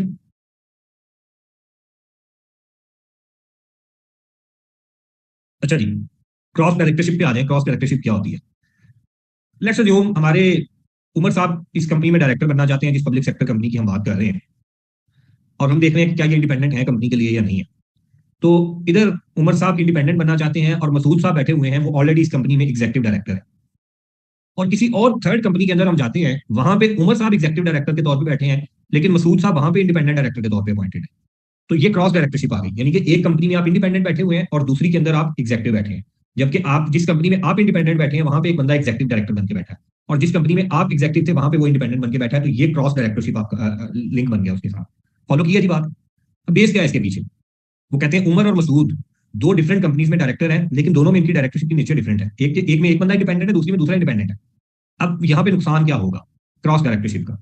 उमर साहब जहां पे इंडिपेंडेंट हैं वहां पे ये मसूद को कोई एडवांटेज दे देंगे। मसूद कहेगा यार मैं एग्जीक्यूटिव डायरेक्टर हूँ, आपका मुझे वोट चाहिए फला काम के लिए, मुझे ये बेनिफिट मिल जाएगा, क्योंकि इंडिपेंडेंट का कोई बेनिफिट नहीं होता कंपनी से। अगर आप इसमें ये वोट दे दें, ये रेजोल्यूशन पास हो जाए, मुझे ये बेनिफिट मिल जाएगा। उमर कहेगा मुझे क्या फायदा है जी? वो कहेगा फला कंपनी के अंदर जहां मैं इंडिपेंडेंट हूँ, आप एग्जीक्यूटिव है ना, वहां पे आपको जरूरत पड़ेगी तो मैं आपके काम आ जाऊँ। इसलिए उन्होंने क्रॉस डायरेक्टरशिप के ताल्लुक को बेस बना दिया इंडिपेंडेंस के क्राइटेरिया में। वो कहता है अगर क्रॉस डायरेक्टरशिप है आपकी बाकी डायरेक्टर के साथ, ये सिग्निफिकेंट लिंक्स हैं, तो आपकी डायरेक्टरशिप खत्म होगी, सॉरी इंडिपेंडेंस खत्म होगी। क्लियर है जी? तो इस बेस की वजह से उन्होंने क्रॉस डायरेक्टरशिप की वजह से इंडिपेंडेंस को खत्म कर दिया कि आप अगर कहीं क्रॉस डायरेक्टर बन के बैठे हुए हैं तो इंडिपेंडेंस आपकी खत्म हो चुकी है। फिर वो कहते हैं जनाब अगर उसने कंपनी के बोर्ड ऑफ डायरेक्टर पे दो से ज्यादा कंसेक्टिव टर्म्स के लिए डायरेक्टर बन चुका है तो अब वो इंडिपेंडेंट नहीं रहा। दो टर्म्स तक तो इंडिपेंडेंट था, दो से ज्यादा जब भी होती गई है अब उसकी इंडिपेंडेंस खत्म हो गई है। उसको ब्रेक लेना पड़ेगा for left of one term. एक टर्म के लिए उसको ब्रेक लेना पड़ेगा, फिर दोबारा से आगे इंडिपेंडेंट डायरेक्टर बन सकता है। ऐसा भी ना हो कि एक बंदा इंडिपेंडेंट बन के बैठा तो ताहयात कंपनी के बोर्ड में बैठा हुआ और इंडिपेंडेंट ही चल रहा है। तो एक टर्म का आपको गैप लेना पड़ेगा, फिर इंडिपेंडेंट होगी। तो क्लियर है जी इंडिपेंडेंट का क्राइटेरिया। 166 सेक्शन जब हमने पढ़ना है वहां पे इससे थोड़ा सा ज्यादा क्राइटेरिया बताया, वहां पे ज्यादा अच्छे तरीके से हम इसको डिटेल में पढ़ेंगे। फिर इंडिपेंडेंट डायरेक्टर कौन बन सकता है कौन नहीं, इसके ऊपर अलग से रेगुलेशन भी हम वहां पे पढ़ेंगे, तो ज्यादा चीजें खुल के हमारे सामने आ जाएंगी। अभी कहीं ना कहीं पे मैं समझ सकता हूँ कि आप कई चीजें पढ़ रहे होंगे ना, तो चीजें कई जगह पे स्कैटर्ड होती जाती है कि एक चीज आई उसके आगे हमने दूसरी चीज पढ़ी, फिर तीसरी चीज पढ़ी, और हम वो निकलते निकलते पता नहीं कहाँ पे निकलते जा रहे हैं। नहीं, फिर वो पार्ट नहीं होगा बोर्ड का आते साहब। वो गैप का मतलब है कि उसको एक टर्म के लिए बोर्ड से बाहर बैठना पड़ेगा, और एक टर्म 3 साल की होती है। 2 साल के लिए बन गया, 6 साल गुजार लिए, अब एक टर्म बाहर गुजारे, फिर दोबारा से आ जाएगी, अब दोबारा से इंडिपेंडेंट है वो कंपनी के लिए। अच्छा जी, नेक्स्ट रूल पे हमें बता रहा है वो क्राइटेरिया। अब जेनेरिक बातें शुरू होने लगी हैं। Criteria sound and prudent management के लिए आपको बता रहा है कि ये क्राइटेरिया फुलफिल अगर होगा तो इसका मतलब है कि पब्लिक सेक्टर कंपनी की जो मैनेजमेंट है वो साउंड एंड प्रूडेंट है। क्या है जी? वो कहते हैं बिजनेस जो है इस पब्लिक सेक्टर कंपनी का वो integrity, objectivity, due care and professional skills के साथ उसको सर अंजाम दिया जा रहा है, जो कंपनी के नेचर और स्केल ऑफ एक्टिविटीज के लिए जरूरी है। हर डायरेक्टर इस पब्लिक सेक्टर कंपनी का और चीफ एग्जीक्यूटिव ऑफिसर ये फिट एंड प्रॉपर क्राइटेरिया के ऊपर पूरे उतरते हों। अब अगला सवाल आपकी तरफ से आएगा, sir fit and proper criteria क्या होगा? आगे जाके हम देखते हैं जी फिट एंड प्रॉपर क्राइटेरिया क्या है जिसपे ये पूरे उतरते हैं, तो कंपनी की जो मैनेजमेंट है वो साउंड एंड प्रूडेंट है। फिर वो कहते हैं जनाब सफिशिएंट नंबर ऑफ पर्सन आपके पास हैं जो फिट एंड प्रॉपर है to hold the positions they hold, कि कोई पोजीशंस आपकी जो एग्जेक्टिव पोजीशंस पे लोग बैठे हैं वो सफिशिएंट नंबर आपके पास अवेलेबल है जो क्वालिफाइड स्किल्ड लोग हों। फिर वो कहते हैं जनाब अकाउंटिंग एंड अदर जो रिकॉर्ड्स हैं कंपनी के वो एडिक्वेट होने चाहिए। अब अकाउंटिंग रिकॉर्ड को भी साथ ही एक्सप्लेन कर दिया उसने, उसका क्या मतलब है।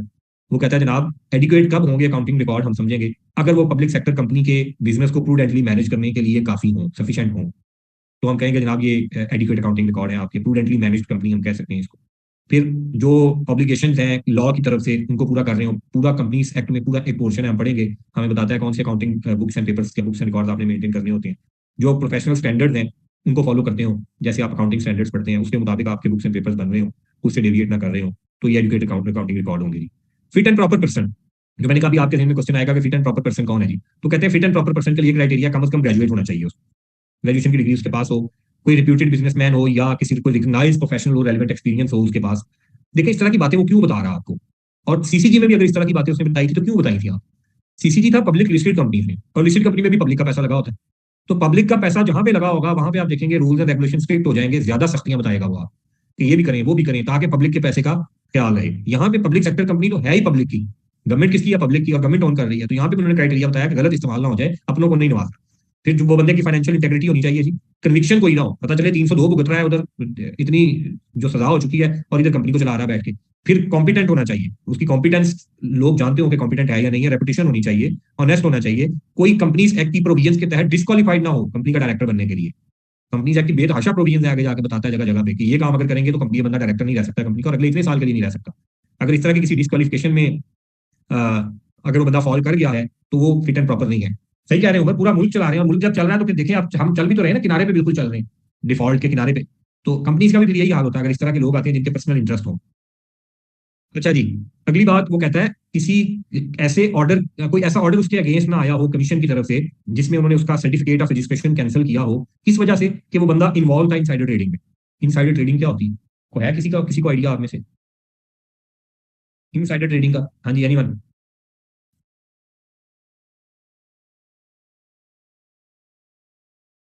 इनसाइडर ट्रेडिंग होती है जी, कोई अनडिस्क्लोज इन्फॉर्मेशन जो भी पब्लिक के पास ना हो उसको इस्तेमाल करते हुए अगर कोई आप बेनिफिट ले लें।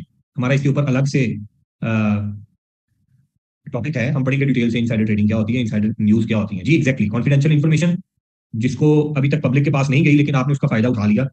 शेयर की प्राइस ऊपर नीचे होती जी। आसिफ साहब ने बताया अभी कि तरीन साहब का कोई इस तरह का केस था, उन्होंने इनसाइडर ट्रेडिंग की थी और फाइन पे किया था। तो अगर कोई इनसाइडर ट्रेडिंग की वजह से आपका कोई लाइसेंस कैंसिल हुआ है तो आप फिट एंड प्रॉपर नहीं रहेंगे। स्टॉक ब्रोकर जो होते हैं, ये जो स्टॉक एक्सचेंज के ब्रोकर होते हैं, ये भी पब्लिक सेक्टर कंपनी के लिए फिट एंड प्रॉपर नहीं है, यहाँ पे उनको इजाजत नहीं है। फिर वो कहते हैं, अगली बात जेनेरिक आ गई, कोई कॉन्फ्लिक्ट ऑफ इंटरेस्ट वाली सिचुएशन ना हो। कॉन्फ्लिक्ट ऑफ इंटरेस्ट का मतलब क्या है, कोई पोलिटिकल ऑफिस होल्डर्स हैं, लेजिस्लेटिव रोल के अंदर है या नहीं है, इधर पोलिटिकल ऑफिस होल्ड कर रहे हैं और इधर कंपनी के अंदर पोजीशन संभाल के बैठे हुए हैं, तो इस तरह का काम नहीं होना चाहिए, कोई कॉन्फ्लिक्ट ऑफ इंटरेस्ट नहीं होना चाहिए। फिर वो कहते हैं जनाब कोई डायरेक्टर जो है वो फिट एंड प्रॉपर कब नहीं रहेगा for the purpose of these rules, अगर उसको कन्विक्ट कर दिया गया कोर्ट की तरफ से, सजा याफ्ता मुजरिम, कोर्ट की तरफ से सजा याफ्ता मुजरिम पब्लिक सेक्टर कंपनी में डायरेक्टर नहीं बन सकता। या वो कहते हैं किसी ऐसी कंपनी का वो ऑफिसर रह चुका हो जिसके वाइंडिंग अप के ऑर्डर आ गए। मतलब एक कंपनी में ऑफिसर था, कंपनी वाइंड अप हो रही है, क्यों वाइंड अप क्यों होती है कंपनियां, जब डिफॉल्ट करती हैं, डूबती हैं, नुकसान होते हैं। तो वो कहते हैं जिसने वो कंपनी डुबो दिया वो इधर आगे डायरेक्टर बनेगा। पंजाबी में कहते हैं जगह लौट बैठे हो कुछ और भी बैठे। ठीक है जी, जिसने एक कंपनी का बेड़ा गर्क किया है वो दूसरी का बेड़ा गर्क भी कर सकता है आगे।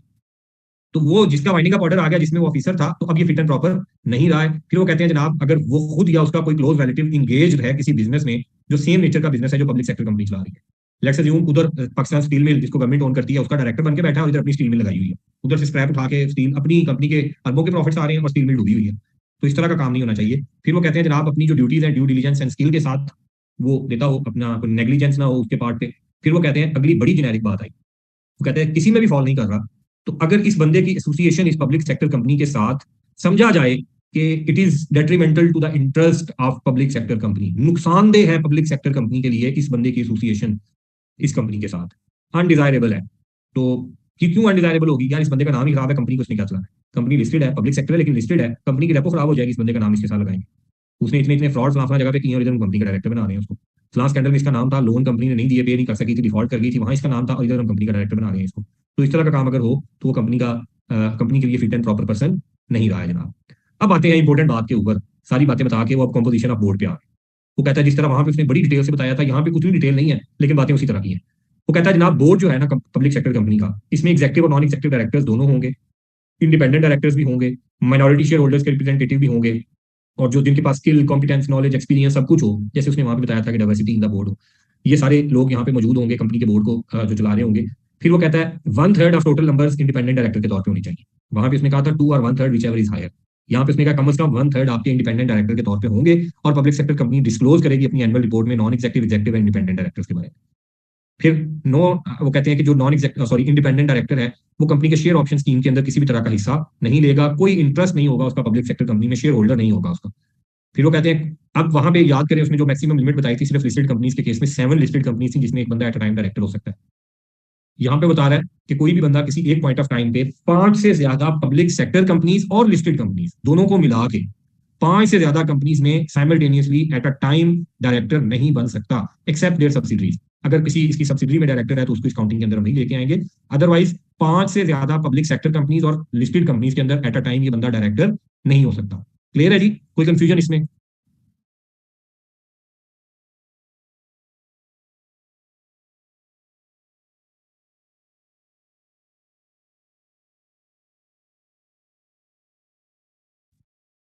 अच्छा जी, इस चीज को हजम करना है आपने। वहां पे 7 कहा था और सिर्फ लिस्टेड कंपनीज कहा था, लेकिन जब पब्लिक सेक्टर में हम आए हैं तो उसने कहा है पब्लिक सेक्टर प्लस लिस्टेड दोनों को मिला के 5 से ज्यादा कंपनीज में एट अ टाइम डायरेक्टर नहीं होना चाहिए वो। फिर वो कहते हैं जनाब चेयरमैन साहब अलग होंगे, उसके रोल्स एंड रिस्पॉन्सिबिलिटीज भी अलग होंगे। अब अगली बात सिंपल सी बोर्ड की बात करके अब आगे वो आ गया जी monthly and quarterly financial statements के ऊपर और एनुअल रिपोर्ट। वो कहता है हर जो पब्लिक सेक्टर कंपनी है with in 1 month of the close of each quarter, first second and third quarter, क्योंकि चौथे क्वार्टर पे तो एनुअल अकाउंट्स आ जाने हैं, तो इसके एक महीने के अंदर अंदर इन्होंने एक profit and loss account balance sheet बनानी है उस क्वार्टर की, ऑडिट करवाएं या ना करवाएं, जहां पे ऑडिट की रिक्वायरमेंट है वो आगे हमें बताएगा, और बोर्ड से अप्रूव करवाएंगे। एनुअल रिपोर्ट में जब आप जाते हैं, एनुअल फाइनेंशियल स्टेटमेंट्स जो है वो कंपनी की वेबसाइट के ऊपर रखी जाएंगी, पब्लिक सेक्टर कंपनी की। फिर वो कहता है पब्लिक सेक्टर कंपनी जो लिस्टेड है, अब ये पब्लिक सेक्टर प्लस लिस्टेड की बात आई, उस केस में हाफ ईयरली जो अकाउंट्स बनते हैं जो सेकंड क्वार्टर के जाके बनते हैं, वो कहते हैं आपने बनाने हैं और उनका रिव्यू करवाना है अपने ऑडिटर से। कंपनीज एक्ट ने हमें क्वार्टरली अकाउंट्स की प्रोविजंस बताई हैं और हाफ ईयरली अकाउंट्स के लिमिटेड स्कोप रिव्यू के बारे में बताया है। हम वहां पे आएंगे तो देखेंगे क्या रिक्वायरमेंट्स वो बता रहा है। तो जो listed company, sorry public sector company listed है, उसके लिए हाफ ईयरली अकाउंट्स की भी रिक्वायरमेंट्स हैं और रिव्यू करवाने की भी उसी तरह की रिक्वायरमेंट्स हैं जो लिस्टेड कंपनीज के लिए। रिमूवल ऑफ डायरेक्टर की वो बात कर रहा है। वो कहता है जनाब एक डायरेक्टर जब एक दफा अपॉइंट हो गया या इलेक्ट कर लिया, उसको अंडर सेक्शन 161 या 159 ऑफ द एक्ट जो कंपनीज एक्ट का है, वो 3 साल के लिए ऑफिस होल्ड करेगा। जो वुमन डायरेक्टर होल्ड करते हैं 3 साल के लिए वो डायरेक्टर रहेगा। उससे पहले वो रिजाइन कर जाता है या रिमूव हो जाता है, वो मतलब उस चीज से नहीं रोकते, फर्ज नहीं हो गया कि 3 साल हमारे ऊपर है ना, उससे पहले रिमूव करना चाहते हैं कर लें। फिर जो कैजुअल वैकेंसी है आपने फिल करनी है, वो कहता है सेक्शन 161 के फलां सब सेक्शन के अंदर आपको बताया जा रहा है, हम देखेंगे जाके कितने दिन में आपने करनी होती है कैजुअल वैकेंसी फिल। फिर जो डायरेक्टर नॉमिनेटेड है गवर्नमेंट की तरफ से, वो सेक्शन 165 के तहत ऑफिस होल्ड करेगा, वो भी हमें कल वाले लेक्चर में देखना है। नॉमिनी डायरेक्टर जो होता है वो ऑफिस होल्ड करता होता है, जो बॉडी उसको नॉमिनेट कर रही होती है, जब तक वो चाहती है ये बंदा नॉमिनी डायरेक्टर नॉमिनेट अपना डायरेक्टर रहता है कंपनी में। तो इन प्रोविजंस को कल तक के लिए, अगर आपको कंफ्यूजन हो तो कल तक के लिए आपने होल्ड करना है। कल इंशाल्लाह हमने डायरेक्टरशिप के बारे में यही चीजें पढ़नी शुरू करनी है। अच्छा जी, फिर वो कहते हैं अगर किसी डायरेक्टर को रिमूव करना है आपने तो सेक्शन 163 को देखें कंपनीज एक्ट का, उसमें क्लियरली बताया हुआ है कैसे कैसे रिमूव करना है आपने। एक चीज में फर्क आता है, जो कंपनीज एक्ट है वो आपको कहता है कि नॉमिनी डायरेक्टर को कंपनी रिमूव नहीं कर सकती, जो नॉमिनेटिंग बॉडी है वो रिमूव करेगी, अदरवाइज आप उसको रिमूव नहीं कर सकते। लेकिन पब्लिक सेक्टर कंपनी के अंदर नॉमिनी डायरेक्टर को रिमूव किया जा सकता है। सिर्फ पब्लिक सेक्टर कंपनी के अंदर ये ऑप्शन है, other than public sector company में ये ऑप्शन नहीं है, कोई भी बंदा नॉमिनी डायरेक्टर को रिमूव नहीं कर सकता। तो पब्लिक सेक्टर कंपनी में आप रिमूव कर सकते हैं। कब कर सकते हैं? वो कहते हैं अगर डायरेक्टर ने performance up to the standard नहीं दी है, परफॉर्मेंस वैल्यूएशन के मुताबिक उसकी परफॉर्मेंस अच्छी नहीं है, आप रिमूव कर दें। अगर उसने प्रोविजंस कंपनीज एक्ट की या इन रूल्स की प्रोविजंस की खिलाफ वर्जी की है, साबित हो गया है, आप रिमूव कर सकते हैं। नॉमिनेटिंग बॉडी के पास राइट नहीं है, आप रिमूव कर सकते हैं। अपनी ड्यूटीज या रिस्पॉन्सिबिलिटीज नहीं सर अंजाम दे रहा अच्छे तरीके से, फेल हो गया, रिमूव कर दें। फिर जनाब पॉलिसी डायरेक्टिव्स अगर गवर्नमेंट की तरफ से आए हैं, चूंकि पब्लिक सेक्टर कंपनी है उनको इग्नोर कर रहा है, कोई एडमिनिस्ट्रेटिव रीजन है, कोई पोस्टिंग हुई है, ट्रांसफर है, कोई रिटायरमेंट है उसकी, या गवर्नमेंट डिसाइड करती है अपनी नॉमिनेशन को विड्रॉ करने की, गवर्नमेंट की तरफ से अगर नॉमिनेटेड था तो ये डायरेक्टर मजीद डायरेक्टर नहीं रहेगा, या अगर मिसकंडक्ट कर रहा है तो भी इसको आप रिमूव कर सकते हैं। अब आगे सवाल आएगा मिसकंडक्ट का मतलब क्या है जी, मिसकंडक्ट क्या होता है? वो मिसकंडक्ट को उसने बड़े डिटेल से एक्सप्लेन किया है। वो कहते हैं इस क्लॉज के लिए मिसकंडक्ट का मतलब है अगर कोई प्रोफेशनल या पर्सनल कॉन्फ्लिक्ट ऑफ इंटरेस्ट में वो इन्वॉल्व हुआ है, जैसे मैंने बताया इधर स्टील मिल है और उधर अपना स्टील का काम शुरू किया हुआ है, अगर उसने फंड्स या एसेट्स का नाजायज इस्तेमाल किया है इस पब्लिक सेक्टर कंपनी के एसेट्स का, फिर अपने जो स्टाफ या कोलीग्स हैं उसके, उनके साथ उसने उनको मिसट्रीट किया है। अब मिसट्रीट में क्या आता है? वो कहते हैं हरासमेंट फिजिकल या वर्बल किसी भी किस्म की आ सकती है। अगर साबित हो जाए तो बंदा डायरेक्टरशिप से फारिग हो जाएगा, रिमूव कर देंगे आप इसको। फिर पब्लिक स्टेटमेंट दे रहा है without authorisation by the board, board से अप्रूवल के बगैर पब्लिक में जाके बयान दे रहा है कंपनी हमारी ये कर रही है, ये करने जा रही है। कोई गिफ्ट या बेनिफिट रिसीव कर रहा है पब्लिक सेक्टर कंपनी के बाहर से लोगों से, ऑब्वियसली गिफ्ट या बेनिफिट आ रहे हैं तो उनको पर्सनल गेन भी ले रहा होगा। तो इस तरह का अगर काम कर रहा है, अपनी ऑफिशियल पोजीशन का मिस यूज कर रहा है, तो इसका मतलब है वो मिसकंडक्ट कर रहे हैं। ये जो आपका पोर्शन है जो नॉमिनी डायरेक्टर को रिमूव करने वाला है, ये आई कैप एक दफा टेस्ट कर चुका है। क्योंकि जब मैंने कहा अभी हमारे पास हाफ नॉलेज है, हाफ नॉलेज हमारा होगा जब कंपनीज एक्ट पढ़ेंगे हमें पता चलेगा नॉमिनी डायरेक्टर को रिमूव नहीं कर सकते। फिर मैं आपसे पूछूंगा कब कर सकते हैं, आप बताएंगे जी पब्लिक सेक्टर कंपनी में। और पब्लिक सेक्टर में कब कर सकते हैं, वो ये पॉइंट्स आपको बताएं। और मिसकंडक्ट का अगर आपसे पूछ ले तो हम बताएंगे इन इन सूरतों में मिसकंडक्ट होता है। तो यहां तक मेरा ख्याल है आज हम कवर करते हैं। नेक्स्ट जो है बोर्ड कमेटीज के बारे में जो बात है और अगली जो बातें हैं वो मेरा ख्याल है कल वाली क्लास में हम कवर करें। थोड़ा सा पोर्शन इसका रह जाएगा जो हम कल कवर करेंगे, पहले 10-12 मिनट लगेंगे। उसके बाद हम अपना नेक्स्ट जो टॉपिक है डायरेक्टर्स वाला कंपनीज एक्ट के ऊपर वो स्टार्ट करेंगे। तो जो क्वेश्चन आपके माइंड में आ रहे हैं अभी, ये चीजें थोड़ी सी स्कैटर्ड लग रही हैं, अब आहिस्ता आहिस्ता क्लोज होना शुरू होंगी। जी जी मैं करता हूँ, ये डॉक्यूमेंट भी आपके साथ शेयर करता हूँ। कल हम ये जब कर लेंगे फिर मैं आपके साथ एक दूसरे लेवल के क्वेश्चन शेयर करूंगा, और जब आप वो क्वेश्चन कर लेंगे तो थर्ड लेवल पे फिर हम एग्जाम के क्वेश्चन डिस्कस करेंगे नेक्स्ट वीक में जाके।